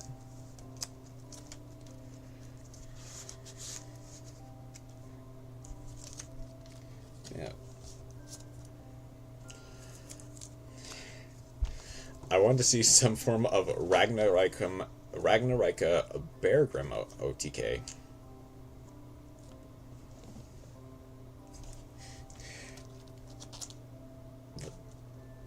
Hold on. Yeah, Ragnarika is like the other tri-type with reptiles, insects, and plants? Yeah, it's reptiles, insects, and plants. That's Ragnarika. So they can kinda play Bear Grim. Insect, plant, yeah. Is that it? If they have any cards that send from, like, deck to graveyard, that would be a very funny, like, little tech that does just wipe people. Although it would destroy the reptiles, I believe. I know somebody will do it, and it might be one of those somebodies. Yeah. Be the Yu-Gi-Oh player who creates crazy combos.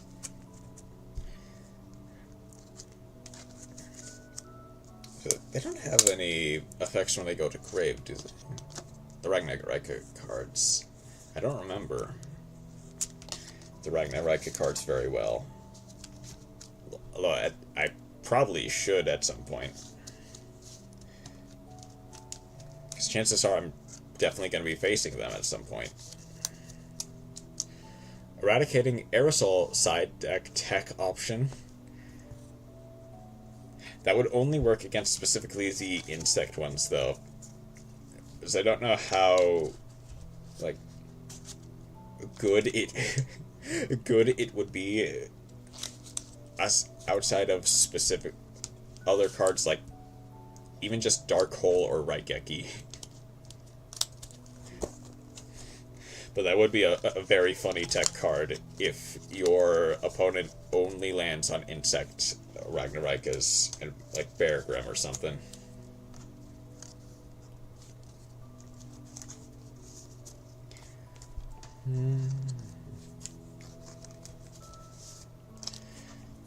That would be so bad, but also it would be right up your alley. Yeah.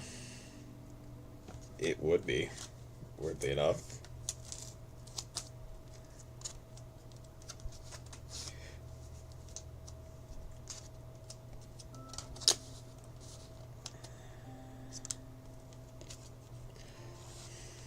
Could play it with Split Mirror. That'd be funny if we could. Oh. Drop cards. Yep. Your signature card list just keeps growing. I didn't miss any pages, did I?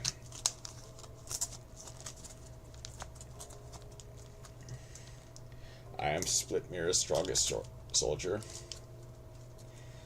Yep, you're the strongest soldier, and probably its only soldier.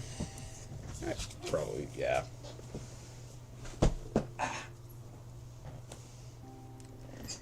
Thing is, you are also the soldier of a lot of cards, honestly. Like Split Mirror. What's the other one? It's not your finished, is it? Ultrageist as well, along with specifically Deceive Doug.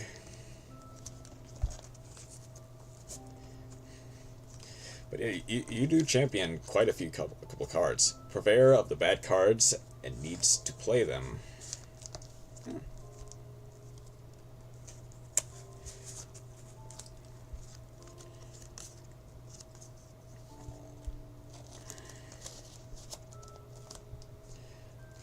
I am ultra biased.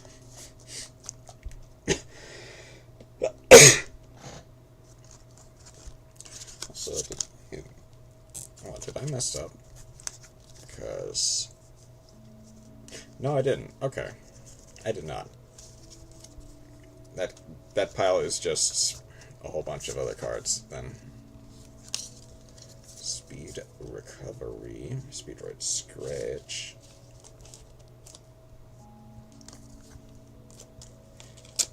This is right set up, right? Yeah, it is. It is.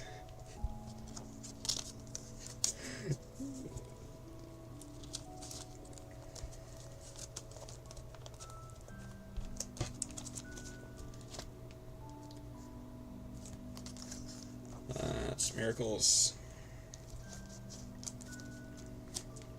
Man.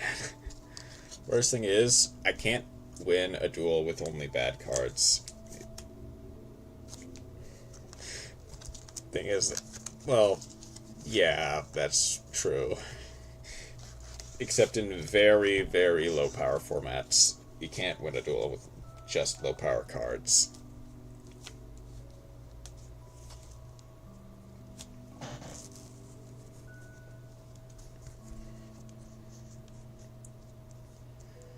Because that really makes them not really bad.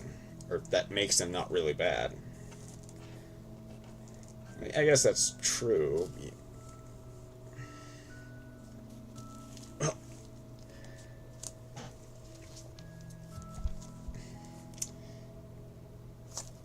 Now, I can't really argue against that, is the thing.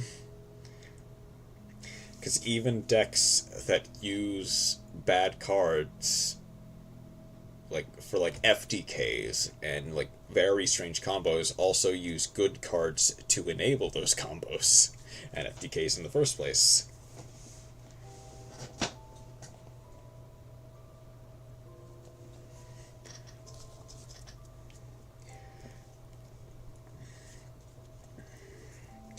So it is kind of just unfortunately true.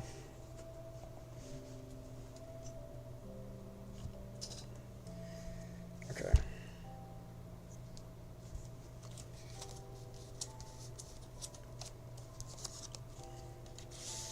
Still got a bunch of bulk to get through. And I'm already on to the 3rd out of 5 binders. I wonder if I need another one. Do you think that Ragnarok could play a Vita?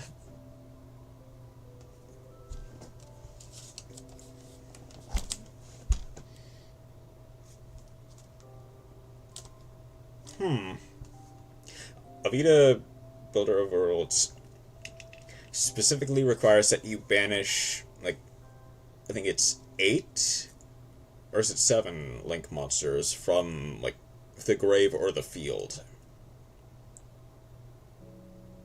So that would, and Ragnarok doesn't, like, 8, okay. Ragnarok doesn't, like, type lock you, does it? I'm not as familiar with the Ragnarok cards yet, at least. I don't imagine it does, because, like, it is a tri-type.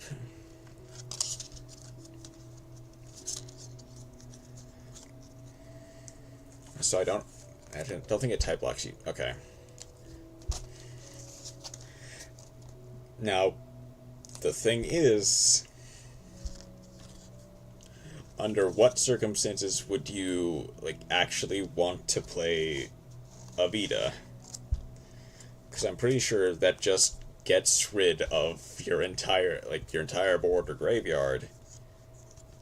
And then it doesn't. Avita's the one that shuffles everything back, right? Mm-hmm.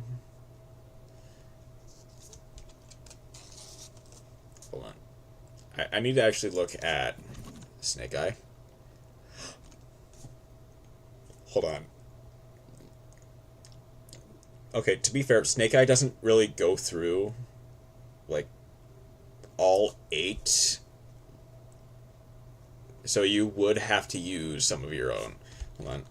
Avita Rebuilder of Worlds.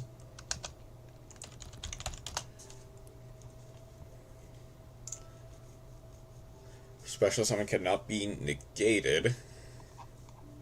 Special summon banishing 8 more Link monsters with different names on the field or in either graveyard.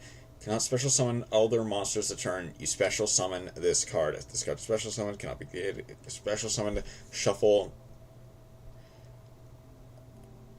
If this card is special summoned, you can't. It does. I can win against those specific Snake Eyes.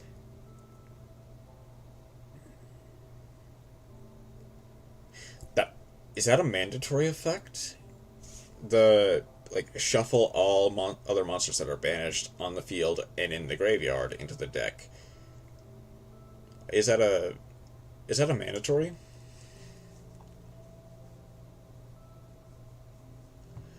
Hold on. Yes, okay.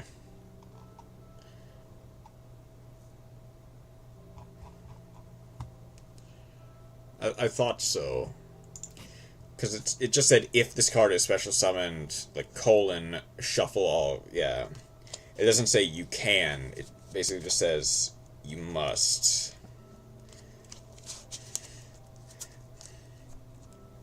That's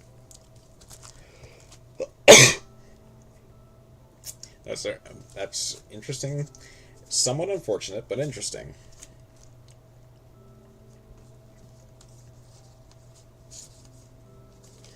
And you can't special summon, I believe, for the rest of the turn, which is unfortunate, but it is a big body.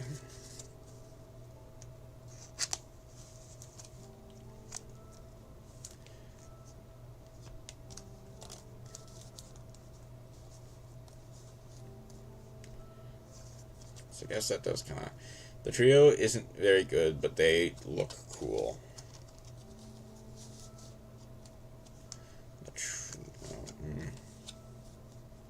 Goodness.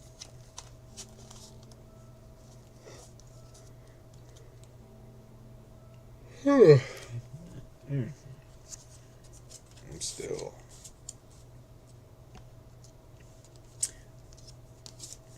It's still going.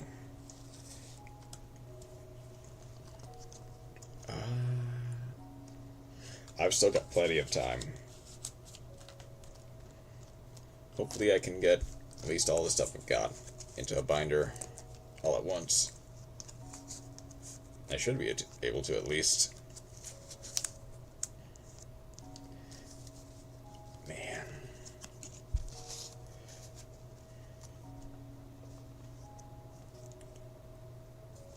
Man, this card is so beat up, and it's not even that old, at least. It's not one of my original ones, it's just a card I managed to pick up. I don't know how it's got so beat up, even. Yep, that is the zone. That is all she wrote for the normal spells. Time for quick plays. Starting with a deal with the Dark Ruler. Sophia, Goddess of Rebirth. Oh, okay, gotcha. Like, I believe those are all of the cards that's, like, you can't negate the special summon of Sophia. I don't think you can negate the special summon of Tiara. Like, all those cards that specifically say their summons cannot be negated.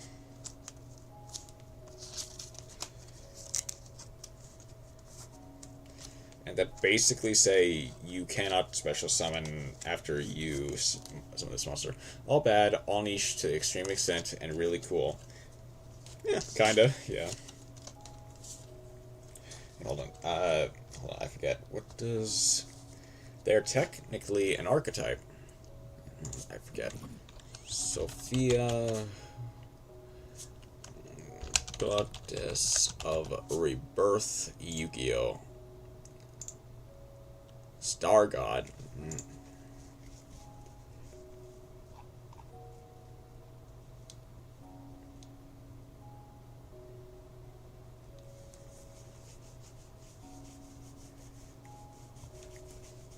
Yeah, because they are all, like...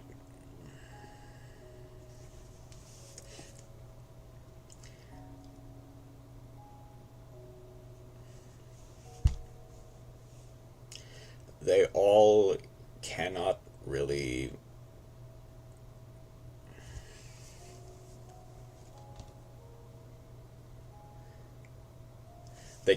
They all share, like, the same theme of, like, being gods. They cannot be negated. And I think to some degree they are all a part of the same lore. Because I remember, I think someone pointed out that, like, on Avita, some stuff that is, like, reminiscent of the Cleforts, which, like, the Tiara All-World Legacy cards. I think technically that's not true.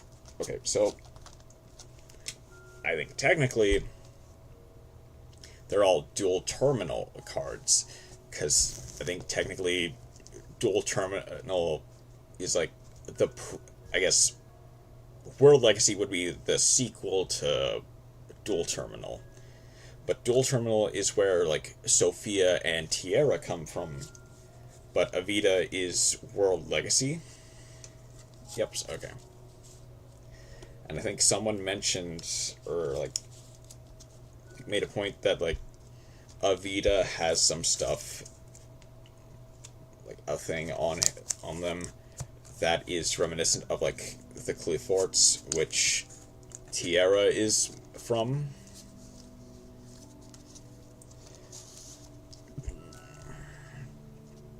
Source of Destruction is the only good one. Yeah, I think it's because they're from the Cleforts, which are, like, protectors of the sacred tree. Okay, to be fair, I'm not familiar with I'm not all the way familiar with Dual Terminal. I know World Legacy pretty much in and out because of, like, Golden Nova and the solo mode from Master Duel.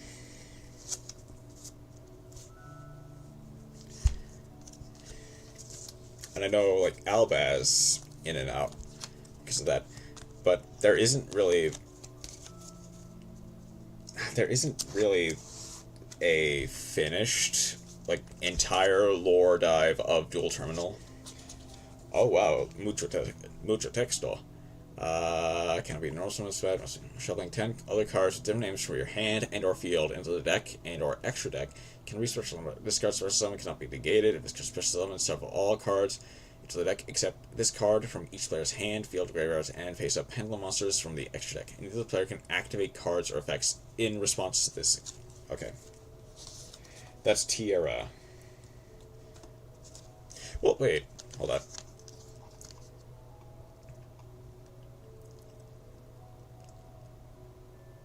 The only... Oh, only good one as in, like, the only playable one. I thought you meant good one as in, like, lore-wise, it's the only one that's, like, a hero. And I was about to say Avita would be, like, that. But, you know, that's not really... But no, it's the only playable one, I should have said. No, I don't know, no problem. I'm the one who misunderstood that.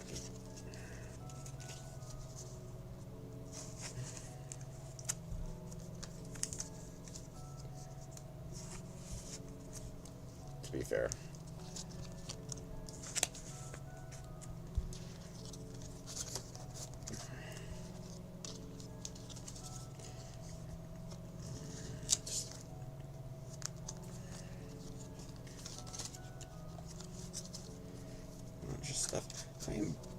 I didn't skip any pages, right? I'm pretty sure I already checked.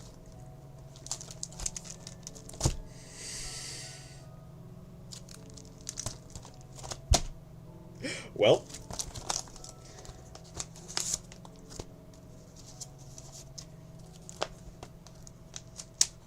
You know, I might as well, like, just do, like, this. It's probably because you can actually get it out fairly easily to some extent. Yeah. You have to... Mucho depresso. Yeah. Like, for the others, there has to be, like, a lot of setup and probably, like, a specific plan to get it out. But for Tierra, you just have to resolve Maxi against a deck. And you pretty much just win, or you pretty much just get Tierra out for free.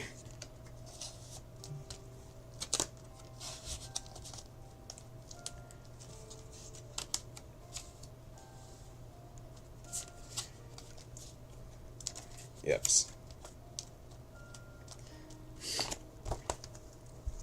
I mean, it is probably a lot hard. It is definitely a lot harder to pull that off in, like, TCG, like, in paper.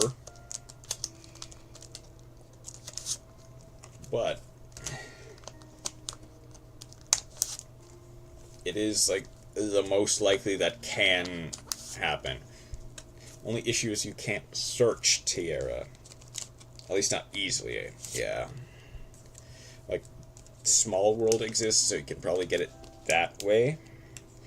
But you would need, like, specific bridge cards. That, or you'd have to draw literally every card in your deck to get to it.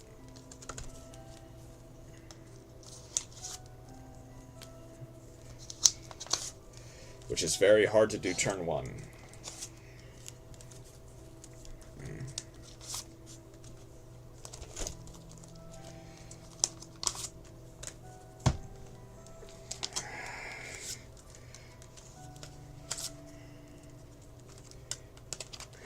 I'm glad I checked for empty pages before I moved on to the next book. Yakuza Reincarnation.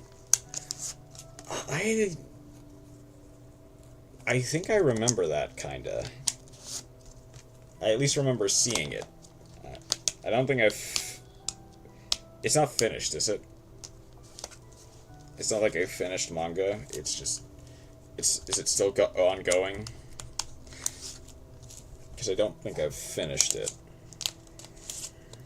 So good, but also should update it. It should update more. Oh, so it's not done. Okay, gotcha. It's ongoing. Gotcha. How many did I do? I still got a lot.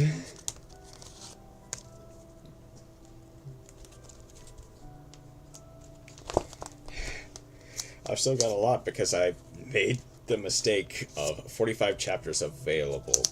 Gotcha. In that case, probably a lot more that are either still coming or being made right now.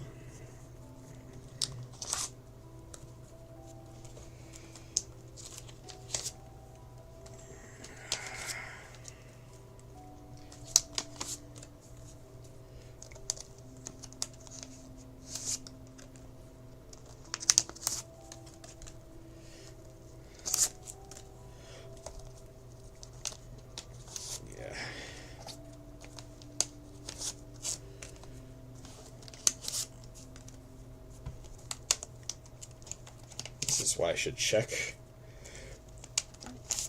for this stuff more often. Okay, I might as well start filling in like these ones back in.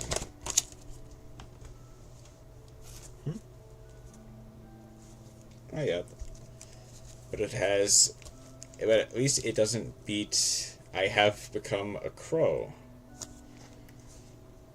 I'm actually gonna look that one up. Crow.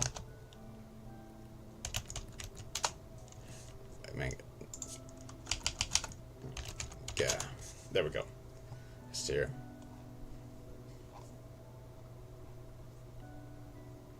Oh, it's a manhwa. Okay.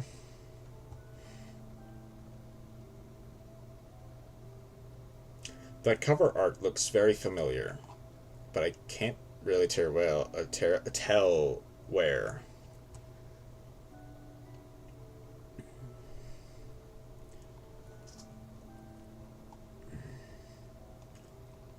So good.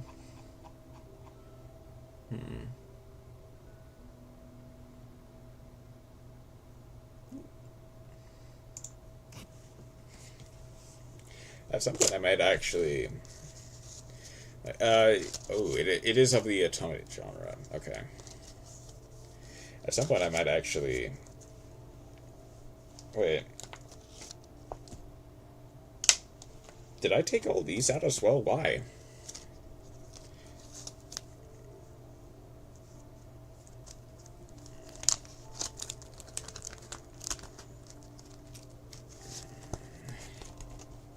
I don't know. Me neither. But apparently I did.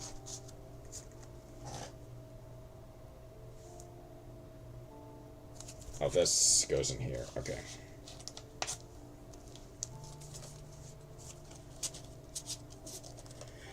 I've just made more work for myself, apparently.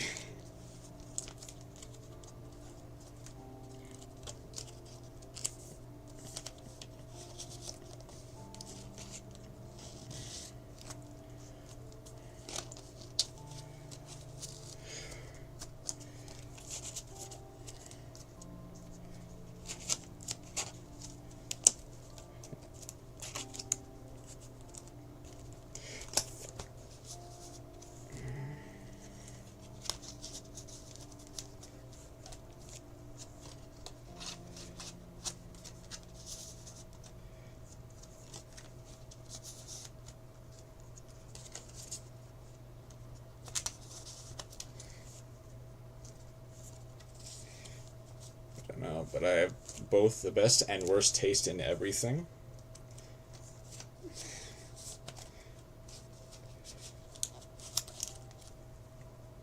Fair.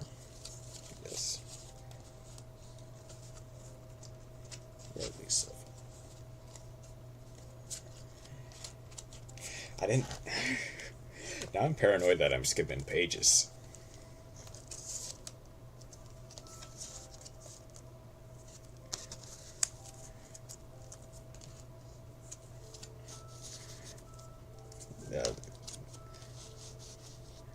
Okay, YouTube. Oh, did you get a weird recommendation?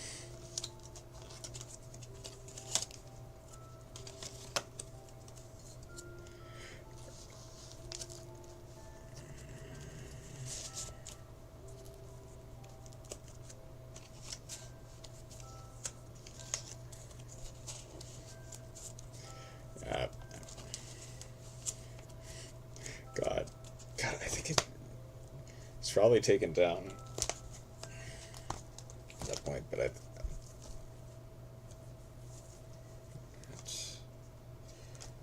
open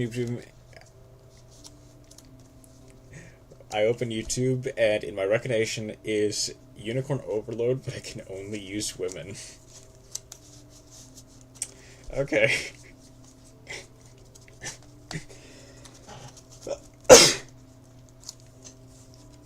And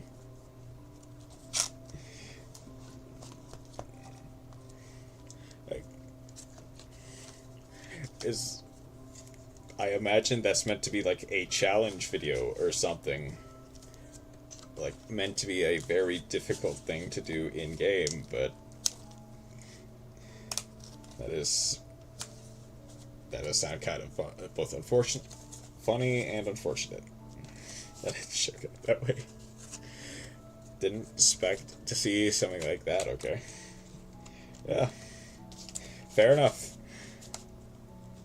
No one expects to see, like, no one really expects to see something like that in their recommendation.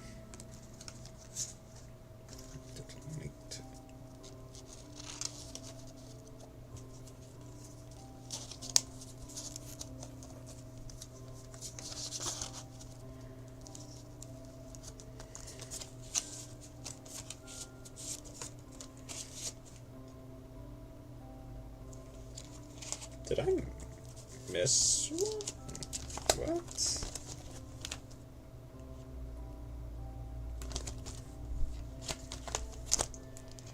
Ego boost elixir. No, I didn't. Okay.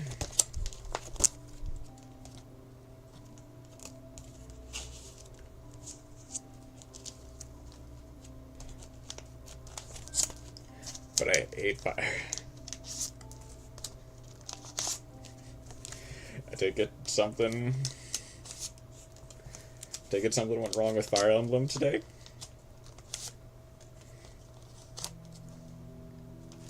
Even though it is my most played franchise. Yep.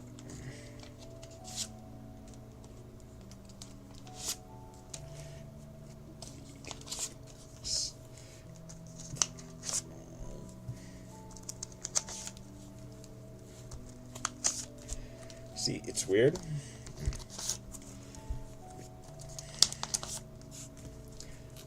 Perhaps, but also,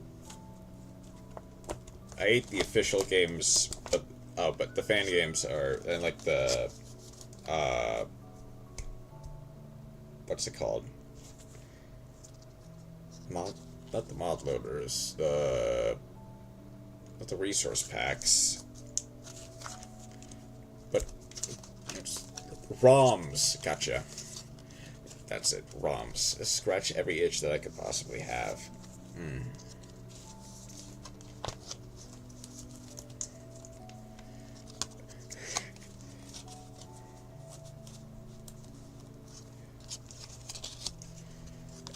FE7 too easy? Well, here is a ROM to make it harder. Oh yeah, because you can't really get, you can't really get, like, actual mods on Nintendo stuff because they don't allow it. Bam. Make it FE7 Plus. We fixed the game. Yeah. That's it.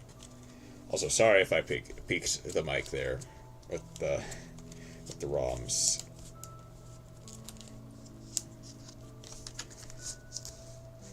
Just kind of. I swear I had. No. That. Okay, there we go. I thought I had more copies of Labyrinths. Cashzero overstep. But I guess it didn't. Okay. Well, I did, but they're just hidden. But we're making our way through the quick play spells.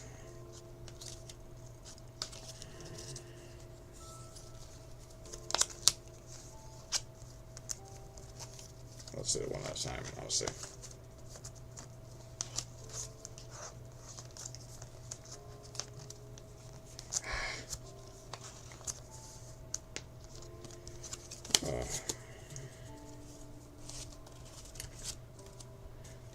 We changed the difficulty. We fixed how the weapon triangle works because the Japanese made it easier for us by only being twice as effective as opposed to 3 times as effective.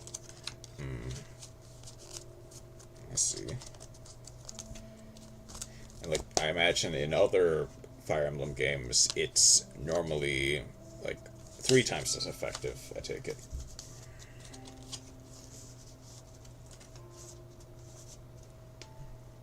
Added some fun new map challenges.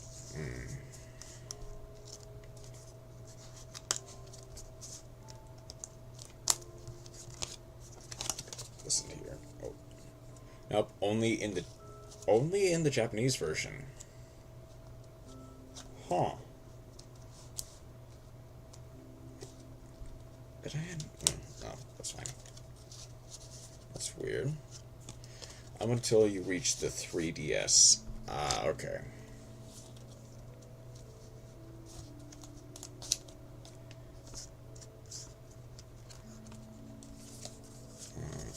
There's the spelling.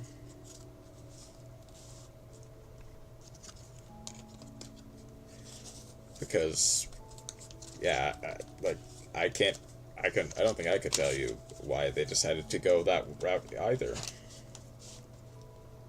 Just because reasons. Yes.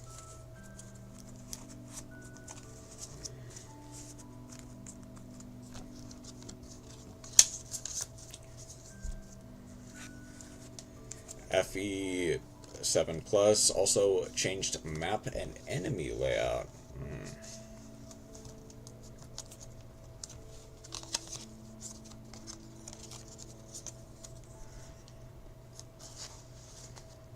I imagine just to make it like a lot harder than it is.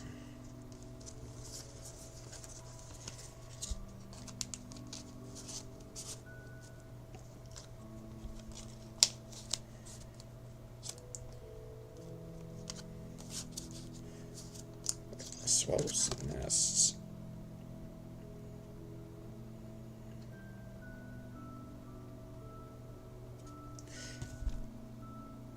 That is surprisingly not bad. Of a card, Swallow's Nest, tribute a face-up winged beast monster, special summon one with, and that's one of the simpler ones. Interesting. Okay. Worst good one is 4 Kings. Again,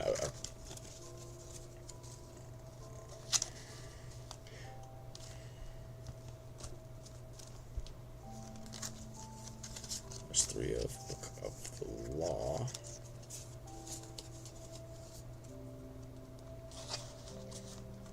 A lot of Stormforth. Only 3, but I know I have more than one. Okay.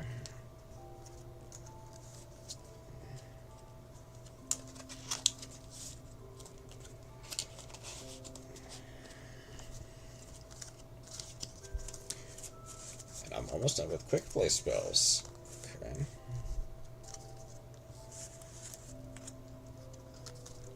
Onto Wavering Eyes. Getting into ritual spells next. There's Warp Fire. Oh, that's Blaze Accelerator. Okay.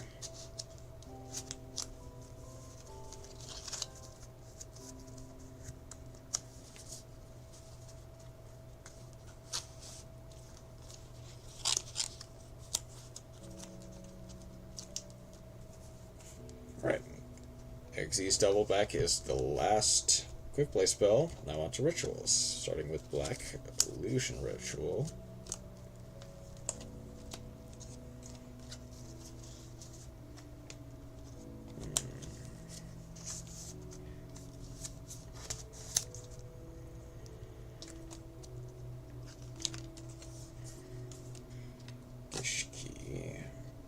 Four Kings is the most hated and loved ROM.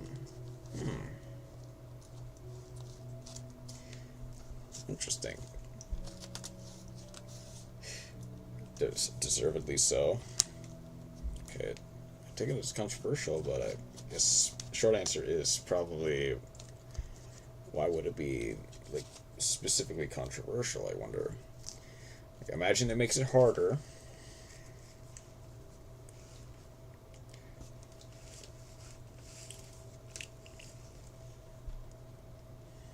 Like, changes the layout based on what we've said earlier. And that's the worst of the good ROMs, I take it. Okay. Because it's brutally hard, but it also has every tool to make the game good. Okay.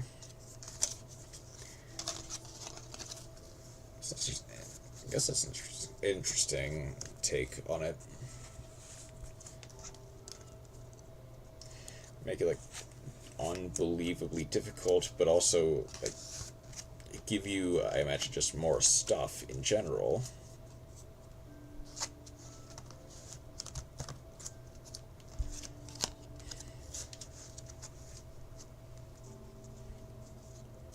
Creator said this when he created it.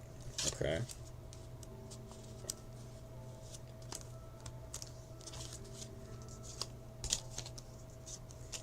Sorry for Multichat though. No problem.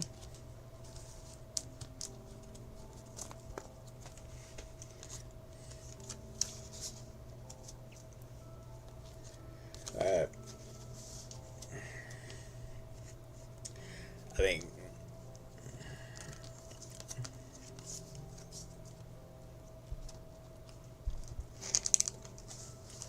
okay. I frequent a community called Reddit Emblem, basically D&D but styled like FE, where each player controls a unit. I was going to run my own campaign for this, but the story's pretty similar to the first half of the Four Kings and featuring the same protagonists, but that fell through, so I didn't get to run that campaign. Instead, I decided to write out the entire story, and then some. So one summer, I wrote a 200-page document with the whole script for the story, plans for all the maps, units, personal weapons, supports, etc., and everything. It had everything. And that's from the creator. I imagine they took that and turned it into the ROM that we now know. Sadly, I had no idea how to hack, so I shelved the project for 2 years. But once I learned how to use FE Builder, I was finally able to make that project a reality. And over the course of about 9 months, the Four Kings was created. Okay. Let's...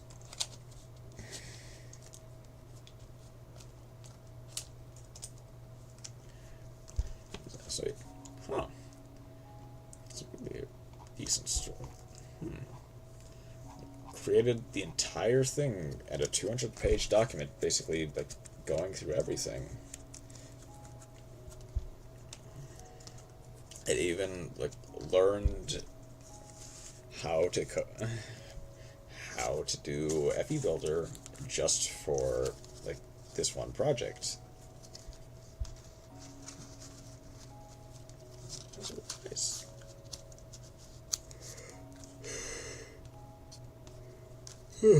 Basically, this guy turned a random D&D game he was never able to run into a full ROM hack.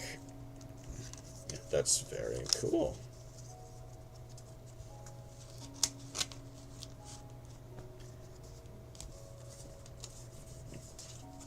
Psychic Blade.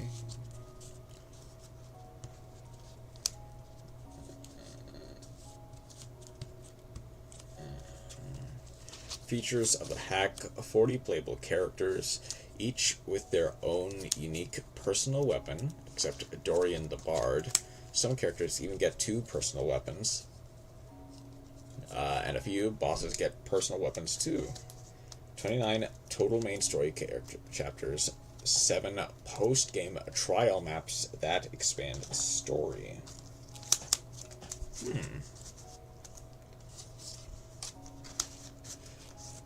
That's a lot.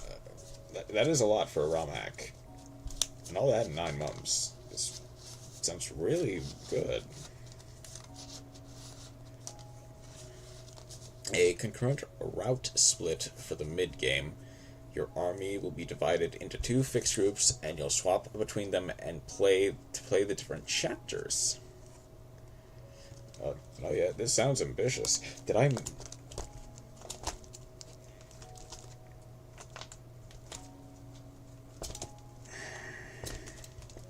No, okay.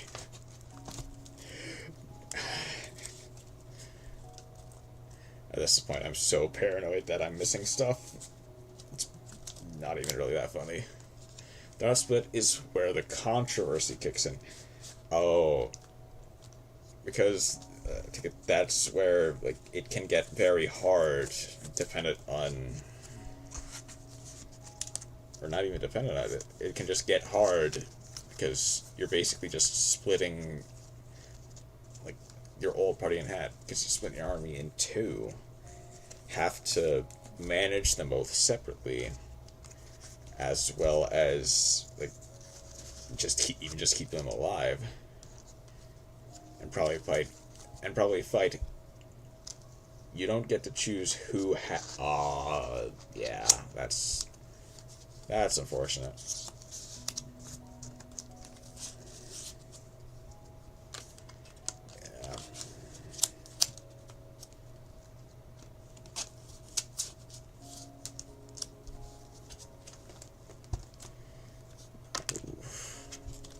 Thus, if one is underleveled, you will probably get absolutely fricked. Yeah. That's fair.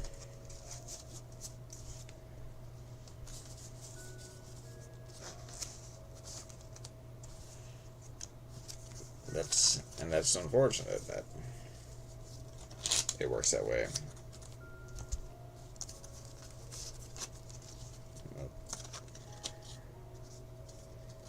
So otherwise, it does sound very cool. Like, I think the idea of like splitting the army into for like a couple missions is not bad. People who don't mind the rest of it love it, but the people who hate it. Yeah, it sounds very divisive. Like, where if you don't mind like the difficulty spike, you're probably fine with it. But if you just cannot stand the fact that you have to divide your attention that far between them, it'll just be miserable. Okay, that's why I said best, worst one. Gotcha. Okay.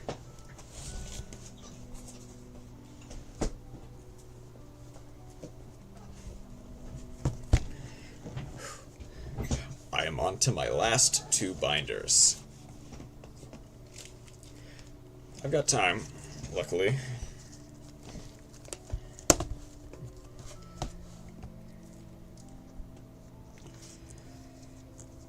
But there's going to be a lot of stuff to do still. Luckily, I'm on to the last few piles. Oh, there's still... Now, I do have some Fire Emblem proficiency.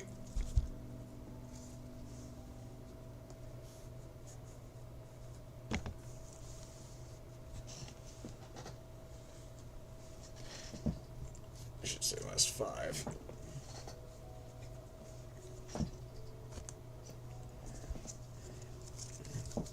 I'll give it a 7, an objective 7 out of 10 rating.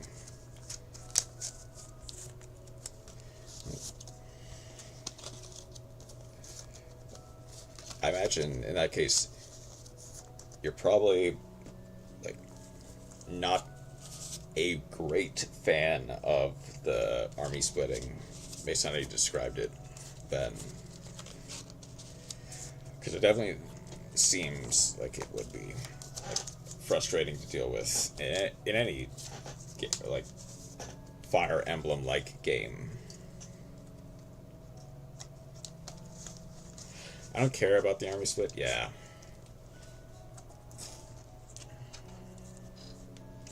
That sounds about right. No, I didn't. Okay.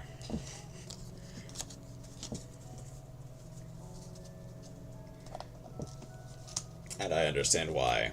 Because it definitely sounds just... care about how not all units are created equal.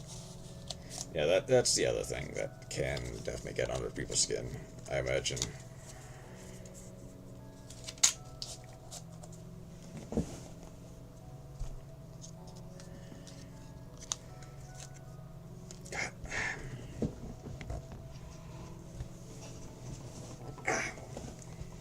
Okay, I'm fine. Just need to move my chair up so that I'm sitting up a bit more straight. There are 2 early game units that are basically mandatory on the highest. And you don't get to choose where those units go. And they're both mandatory for like the highest difficulty. So if both end up on 1, the party probably the army just dies. And I imagine it's a struggle even if 1 ends up on each, because you're fighting you are still fighting just basically half power. We're on to continuous spell on this now, by the way. Last one, field spell being Zombie World. Yeah. But I can absolutely imagine how that, especially for what sounds like a pretty challenging ROM hack already, can be like us. So one of them has a 2-3 range weapon, which is great because most enemies have a 1-2 range, so you can hit them without getting hit back. I have a black feather weapon? Huh. What do you know?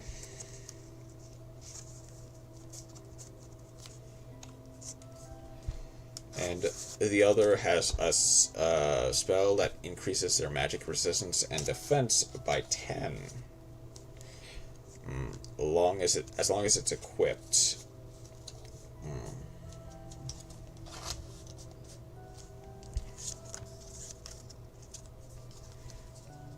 Yeah.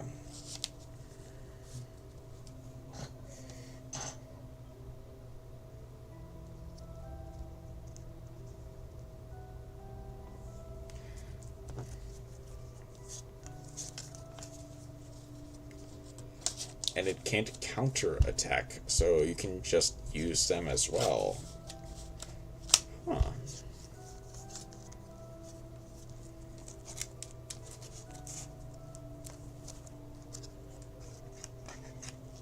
Yeah, I can... Yeah, I can see how that can immediately be, like broken. Almost nothing will punch through them. No idea.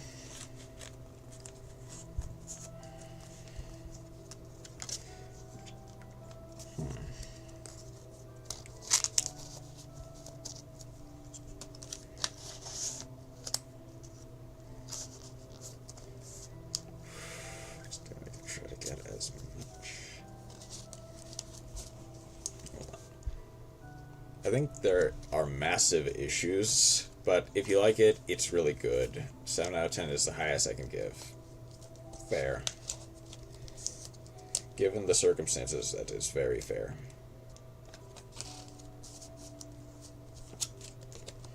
Now, time for the most popular ROM.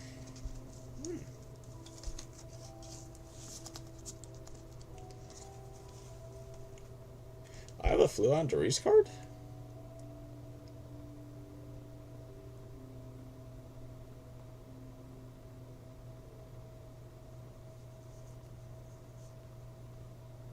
Huh.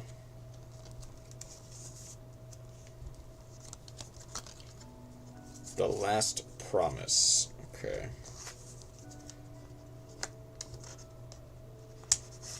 Do tell, how does The Last Promise work?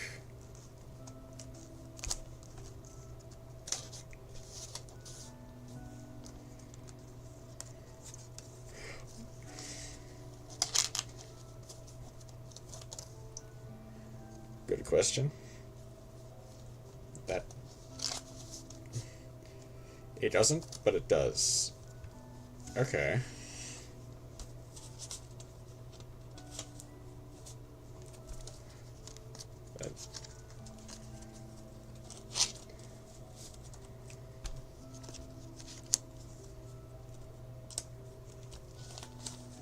But the best answer you can give...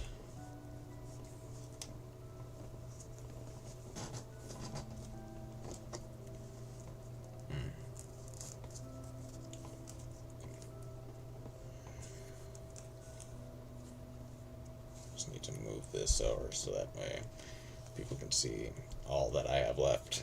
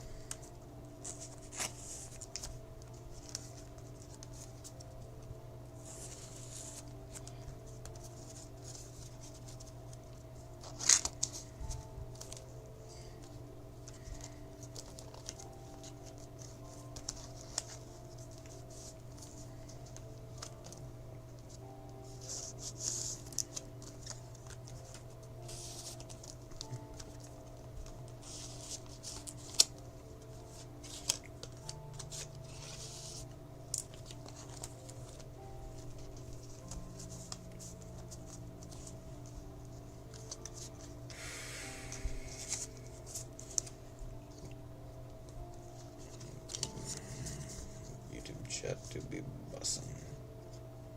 I do have different rarities of this card, but you know.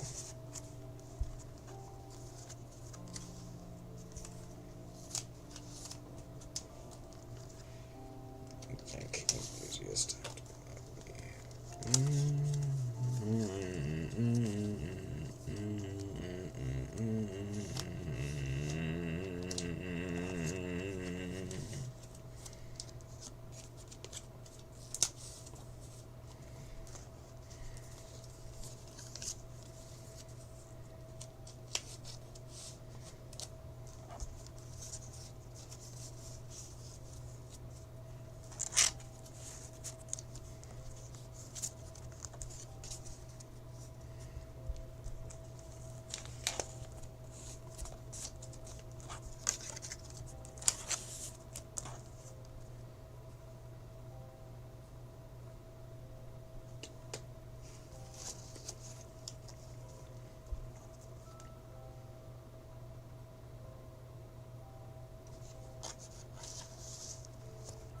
So the game is needlessly complicated.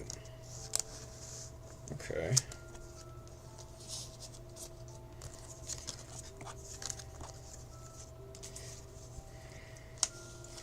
But it is the most popular.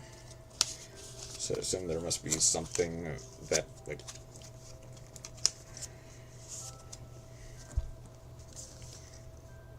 Or, well, I guess most popular doesn't mean necessarily... He did say most popular, right? Best answer I could give is this year-old Reddit post. It's a relic of the early 10s hacking community and a fandom-wide joke, but it's still playable and manages to be fun, even on repeat playthroughs. For everything it does wrong, it does something right, even if by accident. Okay. I guess that is an interesting perspective to have. If it is, like, the oldest,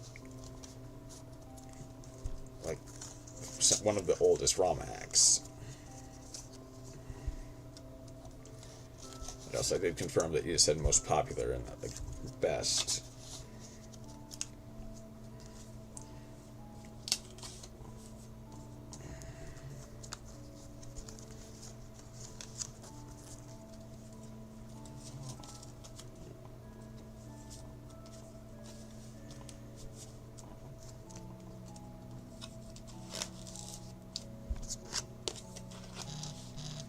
Ooh.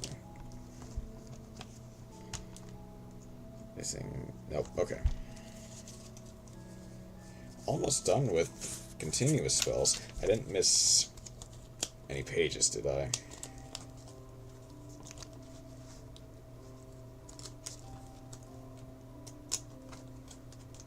No. Okay.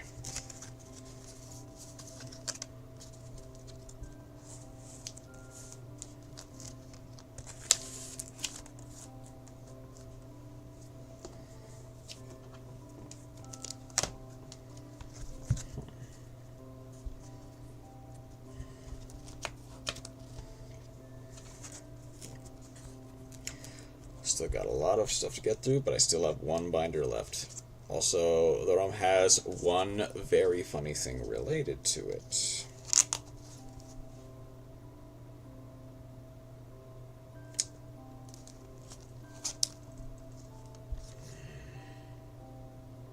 This should be first. AB before AD.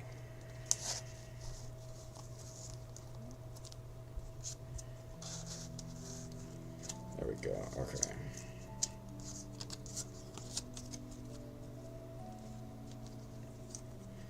Then Ice. Yosanja.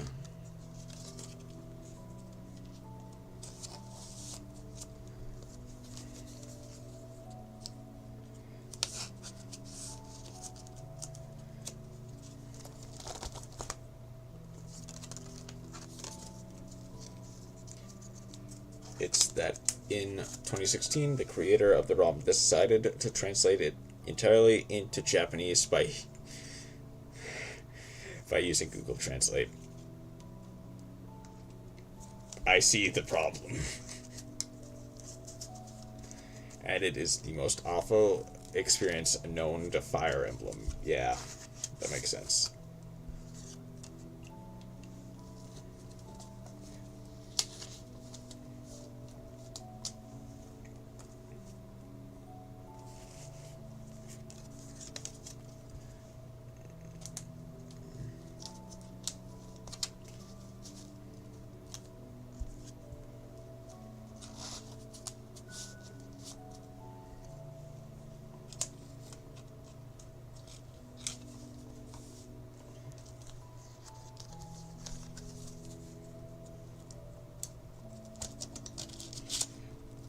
I found a person's 6-year-old thoughts on it. Okay. Let's see what they have to say.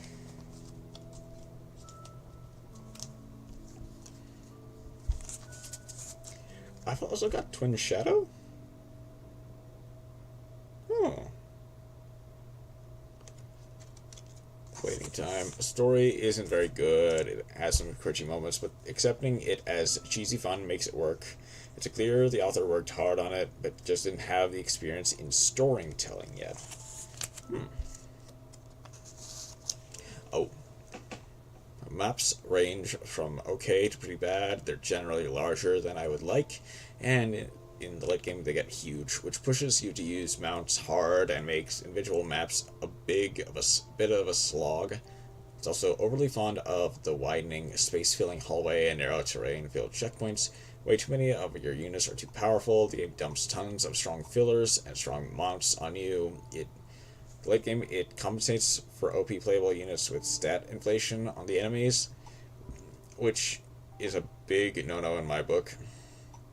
Secrets and side quests are a fun idea and show the author's connection and dedication to the game, but the requirements are pretty opaque and ultimately just feel like don't think V is a game well built for this sort of thing.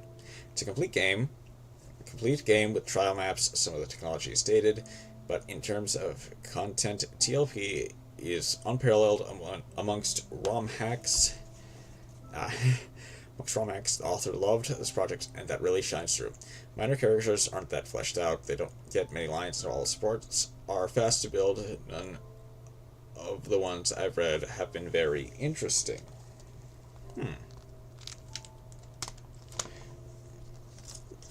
Huh. Oh, actual moment in the game. Hello, it's me, Zoro from... I couldn't even finish this sentence. It's me, Zoro from One Piece. Let me fight you, Mr. Original OC Kellic. Just reiterating that this game has some goofy, cheesy moments in it. Yeah, I snorted because I couldn't finish the line. It's a bit dated and a bit corny, but it's a reasonably good time if you don't take it too seriously. It's a game you have to approach on its own terms. That's the review. That's a pretty fair review. And a very funny review. I tend to agree with it, yeah. That makes sense. Okay.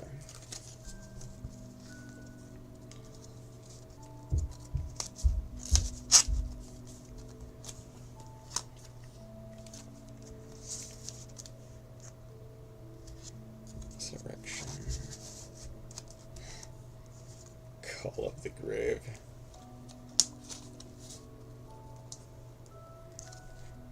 Card of Last Will. Also, the game has one big issue.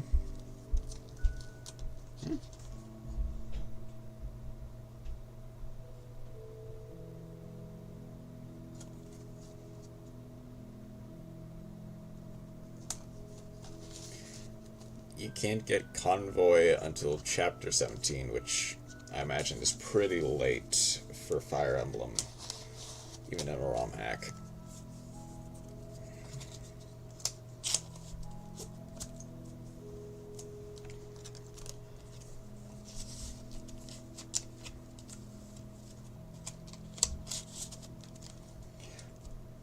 Convoy is where you can store your extra weapons. Yeah, that sounds very late for that.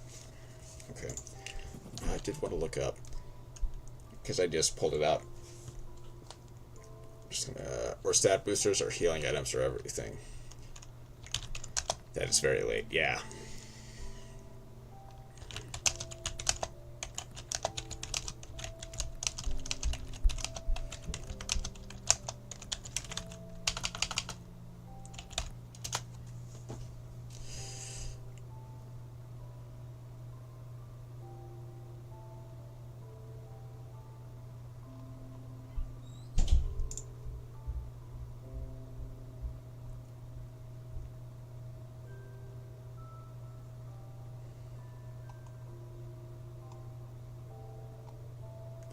Hey, you want to play 60% of the game and be stuck with your garbage weapons? No? Well...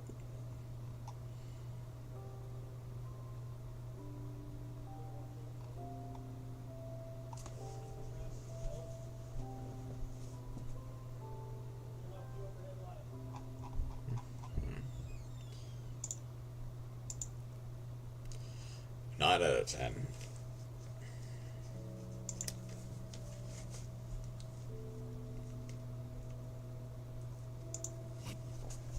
Okay. So I just needed to...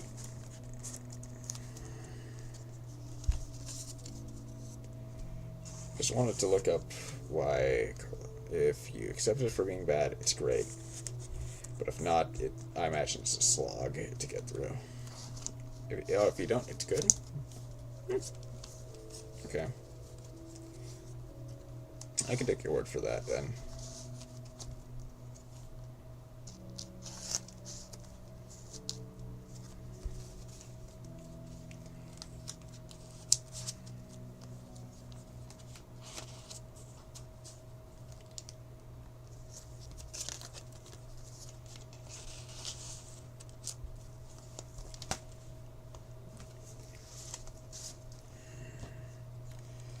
Ooh, but I am getting close.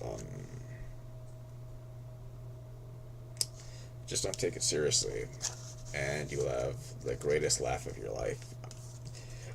Okay, based on the Zora line, I will have to agree.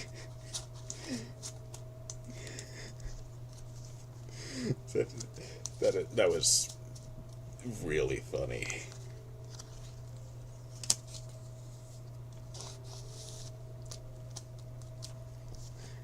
But I imagine. Oh, you looked it up? No, I looked up like Card of Last Will a little bit ago to see because of the little text at the bottom that says this card cannot be used in a duel. I looked up why that is, and I didn't really get an answer.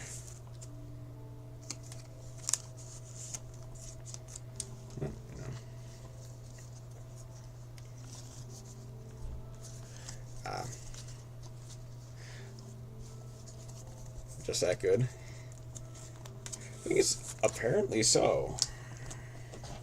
I mean, it's a trap card, so it's slow. But there are enough trap cards that can be used on your opponent's turn with, like, Makira and something. I could probably try looking it up again, but, you know.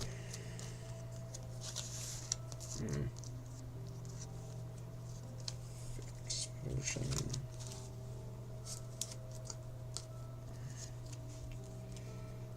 Final Fusion. Now, I should promote your favorite ROM. Okay.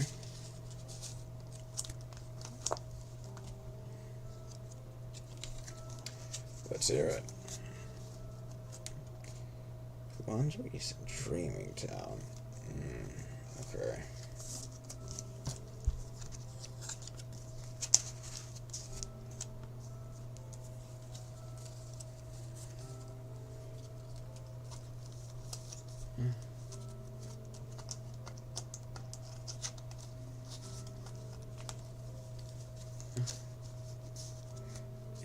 It is in my folder filled with some 50 different ones. Give me a second to find the exact name. Gotcha. No problem.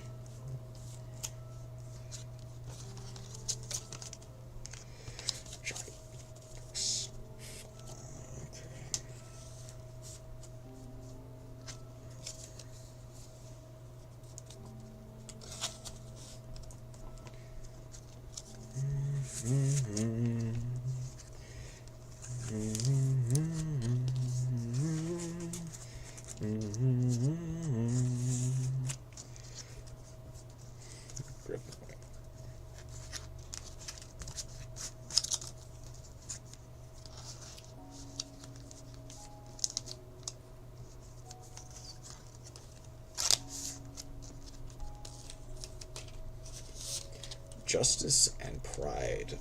Okay.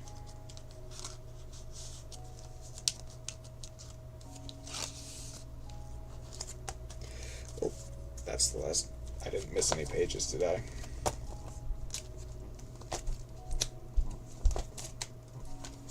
No, okay. Tied with Andron Swap Saga. How much I swap there? I don't even know where that came from.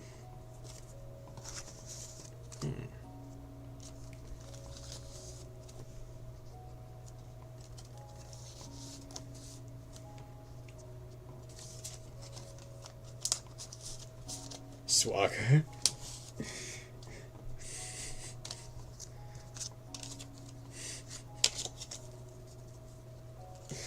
Yeah.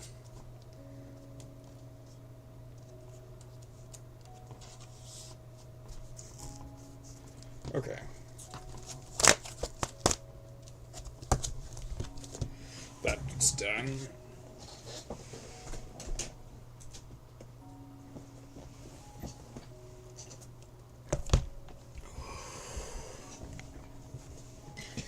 This is the last one.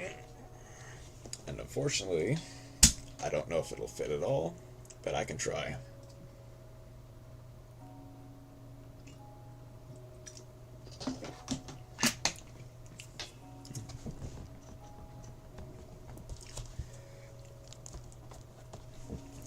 The best thing about Justice and Pride is it's technically not finished.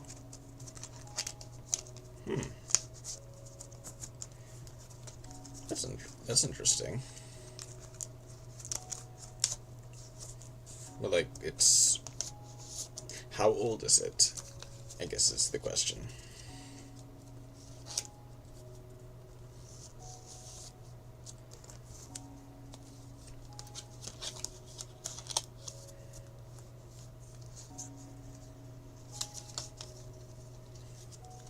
Question. 5 years at least. And have they been updating it recently? Like, at all? Or is it just, like, an abandoned project? No, they haven't. Okay. That...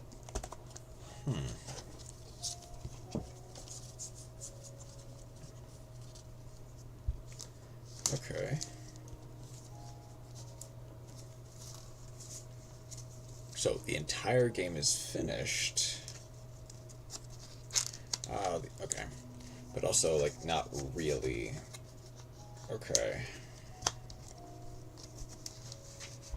I imagine it gets hard to explain at that point.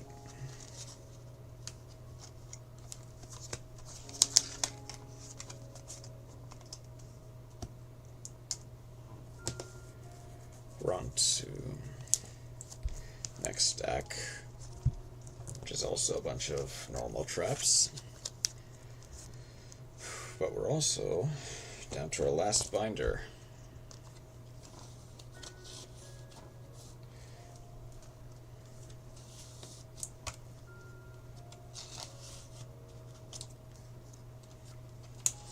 They've, like, finished all the maps and portraits of characters, but only have 1/4 of the supports. That's...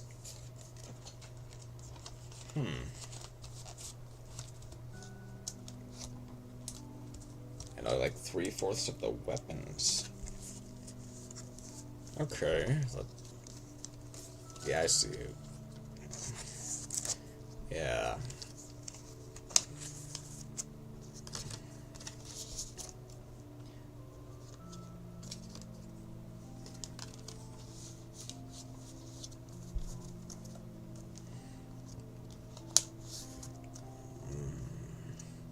But the gameplay and story is pretty good. Gotcha. Okay.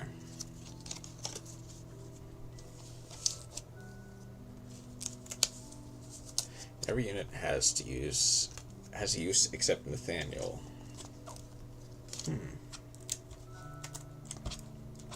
Because I guess Nathaniel sucks, yeah.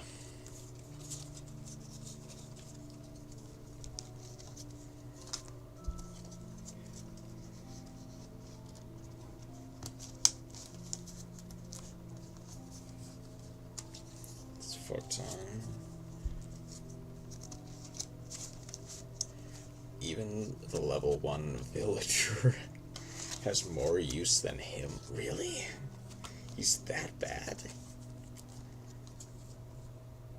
Could he be one of the something that was also just left unfinished in that case? Is that even a possibility? Because it's hard to imagine that. No. Yeah, it's hard to imagine that someone who is literally like a villager that is level 1, to use him later to get his protege, who is better than him. interesting.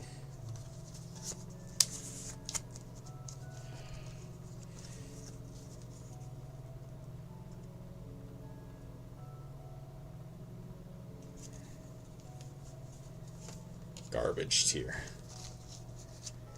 Yeah.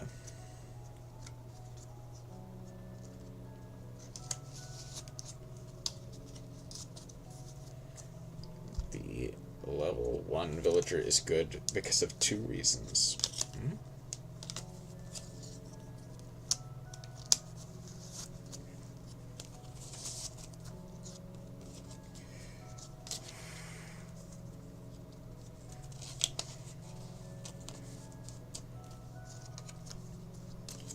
One is him having the Paragon skill, doubles this unit's XP gain.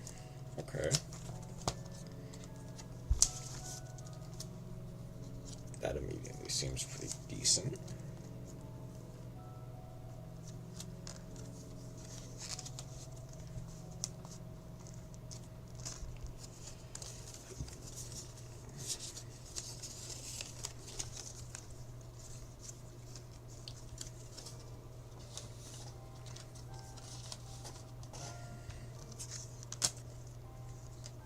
Smile potion. Onto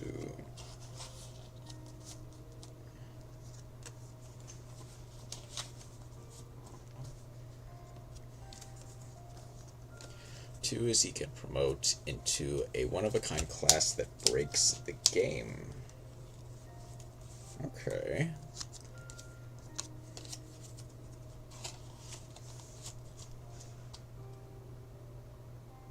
Thought I heard something, but I guess it didn't. So every 10 levels, you get a new skill.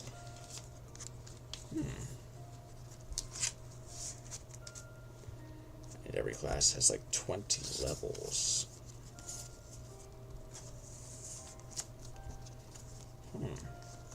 So you get 2 new skills for them, for the villager.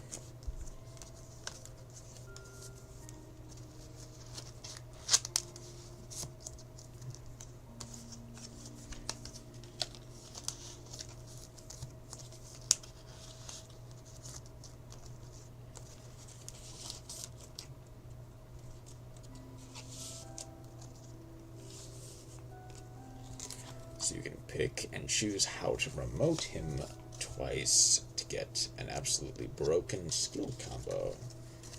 Oh, because you get to pick the skills. Okay.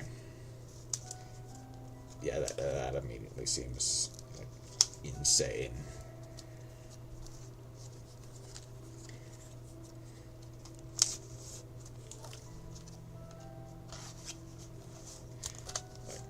Been darting blow and cheap shot.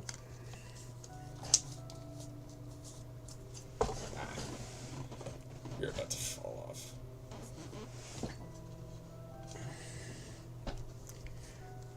Imagine just 2 skills that darting blow increases this unit's speed by 3 when initiating a battle. Okay.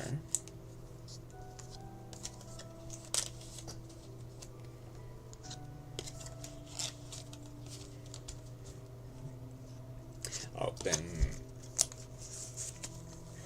that's cheap shot. Increases unit attack by 6 when initiating a battle. Okay.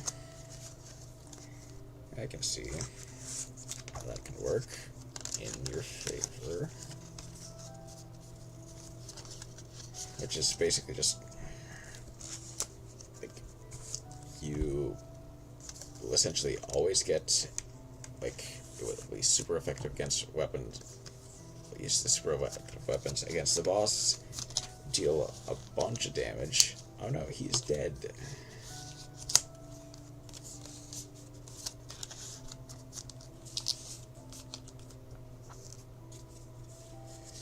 I'm actually almost done. I've not skipped any pages, have I? Well, I win the chapter. Well.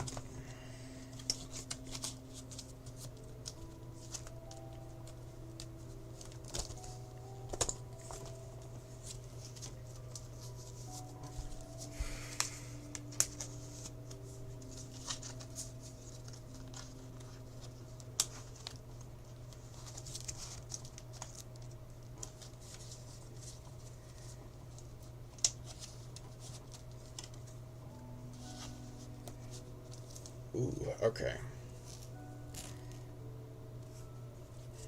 How many pages do I have left?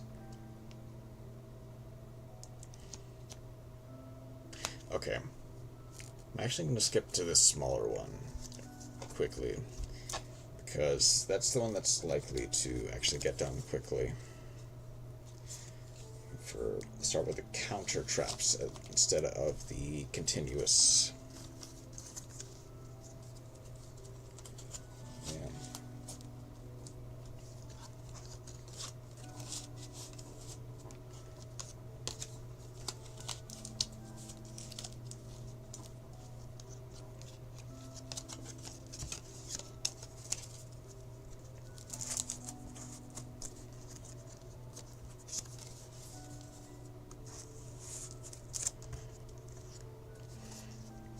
I can name 100 female Yu-Gi-Oh cards. This is a flex.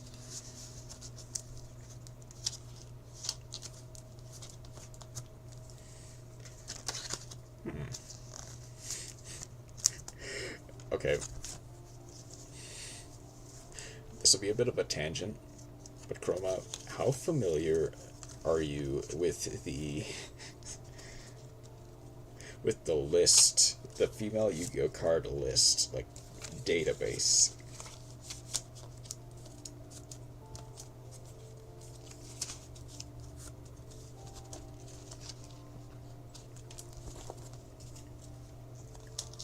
Not very.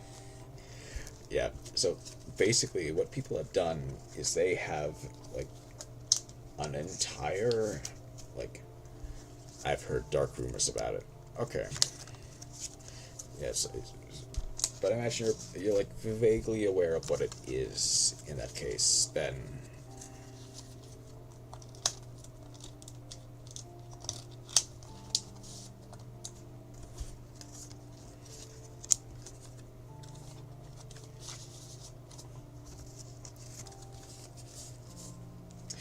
I'm surprisingly almost done.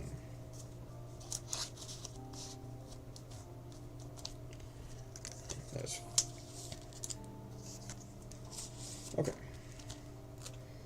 So I got 4 pages left. But yeah, like, basically all it is a list of cards in Yu-Gi-Oh that are female. Or, like, Tanama's Dark Witch is easily S tier. Yeah.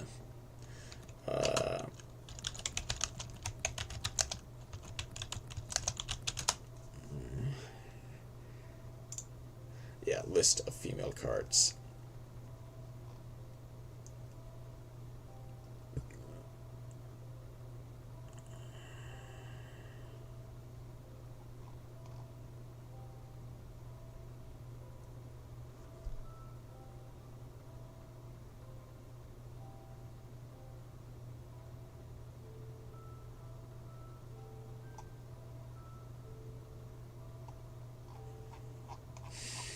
Yeah, it basically just goes over, like, a very long list of every single female monster. Might show it towards the end of stream. But yeah, it is very... It is, not great. Not a great look for Yu-Gi-Oh players. Shino Baroness Peacock, my beloved.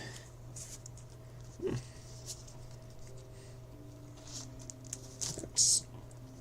You know, it's strange. The idea of ritual monster, spirit monsters. I think Shinobard is just a cool deck. I mean, it is. It is like a cool, like, mechanic and gimmick. They even got, I think, new support in Age of Overlords. Like last June, I think.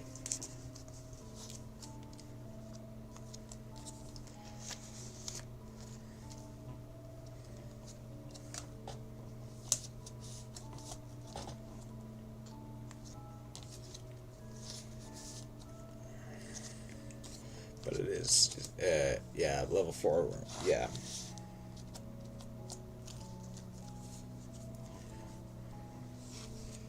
And I'll have other stuff. Now, the thing is,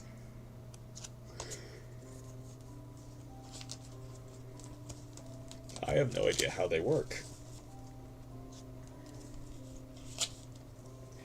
Or if like, but, you know, that's more of a me no understand rather than a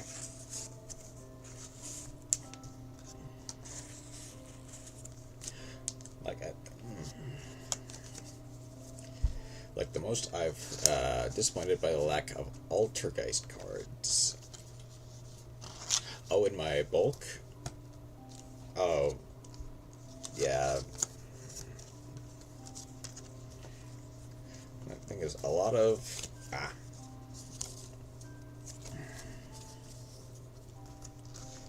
Thing is, they work in a dumb way that requires crane.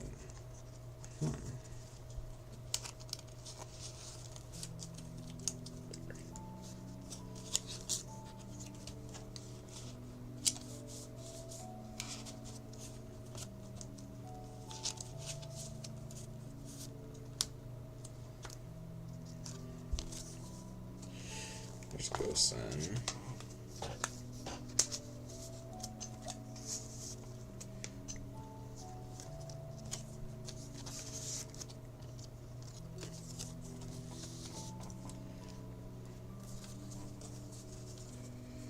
There's Imperial Order. Man. Shinobot is weird because the people that know how the deck really work are terrifying. I mean, I can imagine anyone who can pilot like a lower powered deck, like in any capacity, like probably like know all the nuances of it, and can wipe the floor with generally like anyone in a similar power deck, even some tiers ahead.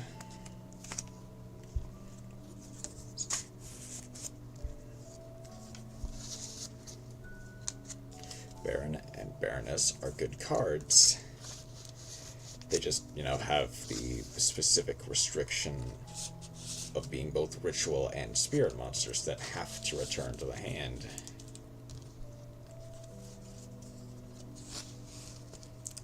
It's just the skill to get them on the field, yeah.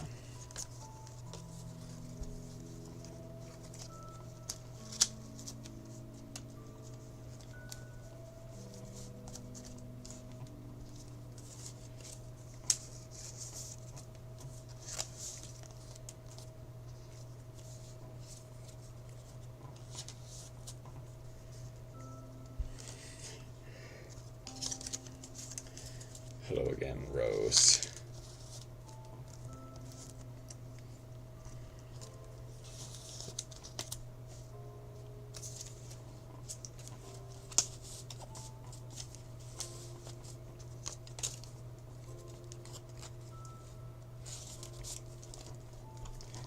I didn't miss any pages, did I?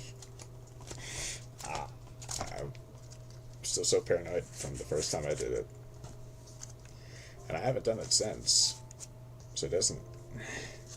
Like, the likelihood of me, like, doing it again are not that high. But I'm just so paranoid about missing a page and having to undo all of my work.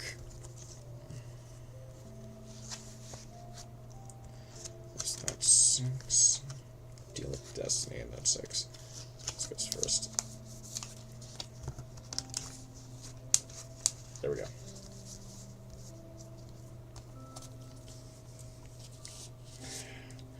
I like to think that rose to the occasion.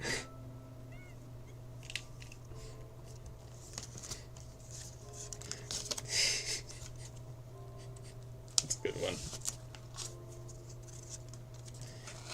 No, but I'm very much a suck. Ooh. Last page. Do I have enough? No. I didn't miss any pages, did I? Ray and Rose skill issue. Please tell me I have enough.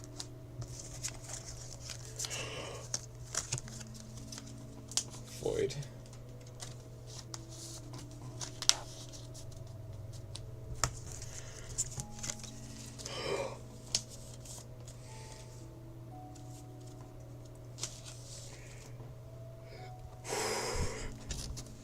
One slot left over. And that's all the cards in my bulk. At least, like, for the most part.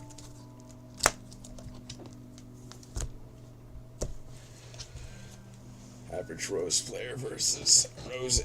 Average Ray player versus Rose Enjoyer. Okay.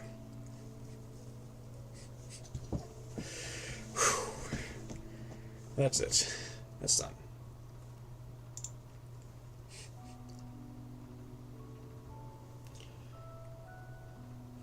And there's the Moye copy pasta. There we go. Okay. Now, before I end, I did want to like show off what I had mentioned earlier with the list of female Yu-Gi-Oh cards, because it is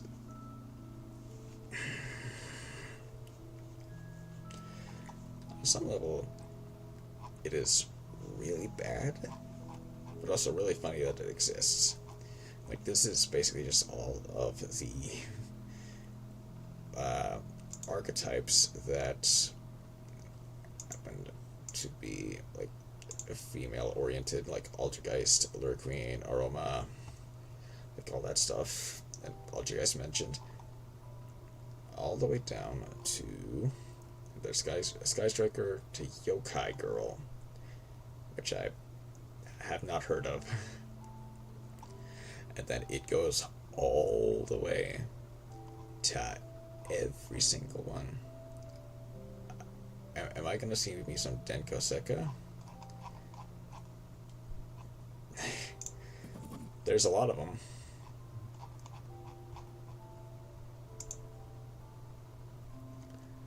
Yokai Girls or Ghost Girls? Okay. That makes sense.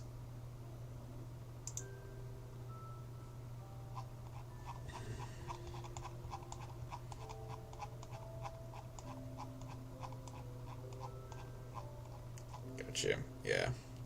Thanks.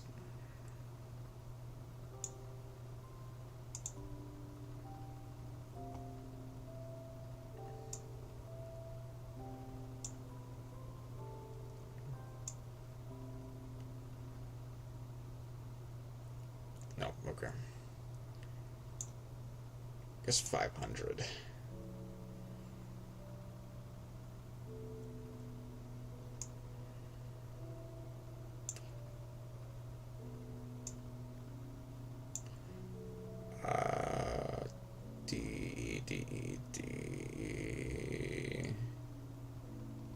And it's being updated. Diabels and Diabel Star. Where is Denko Sekka? Right there. Yep. Denko Sekka.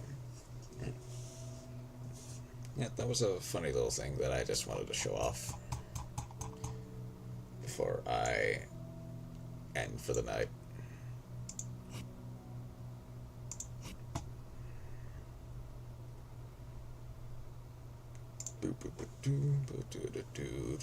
Okay.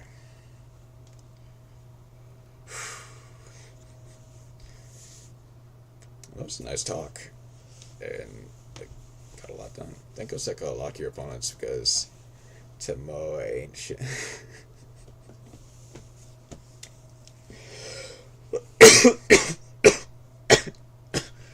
Sorry. But yeah. Thank you for dropping by, Kurama. Hey, wonderful time talking to you.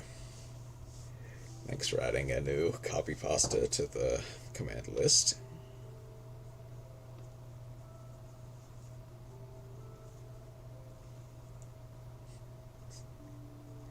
Thank you for streaming, funny streamer man.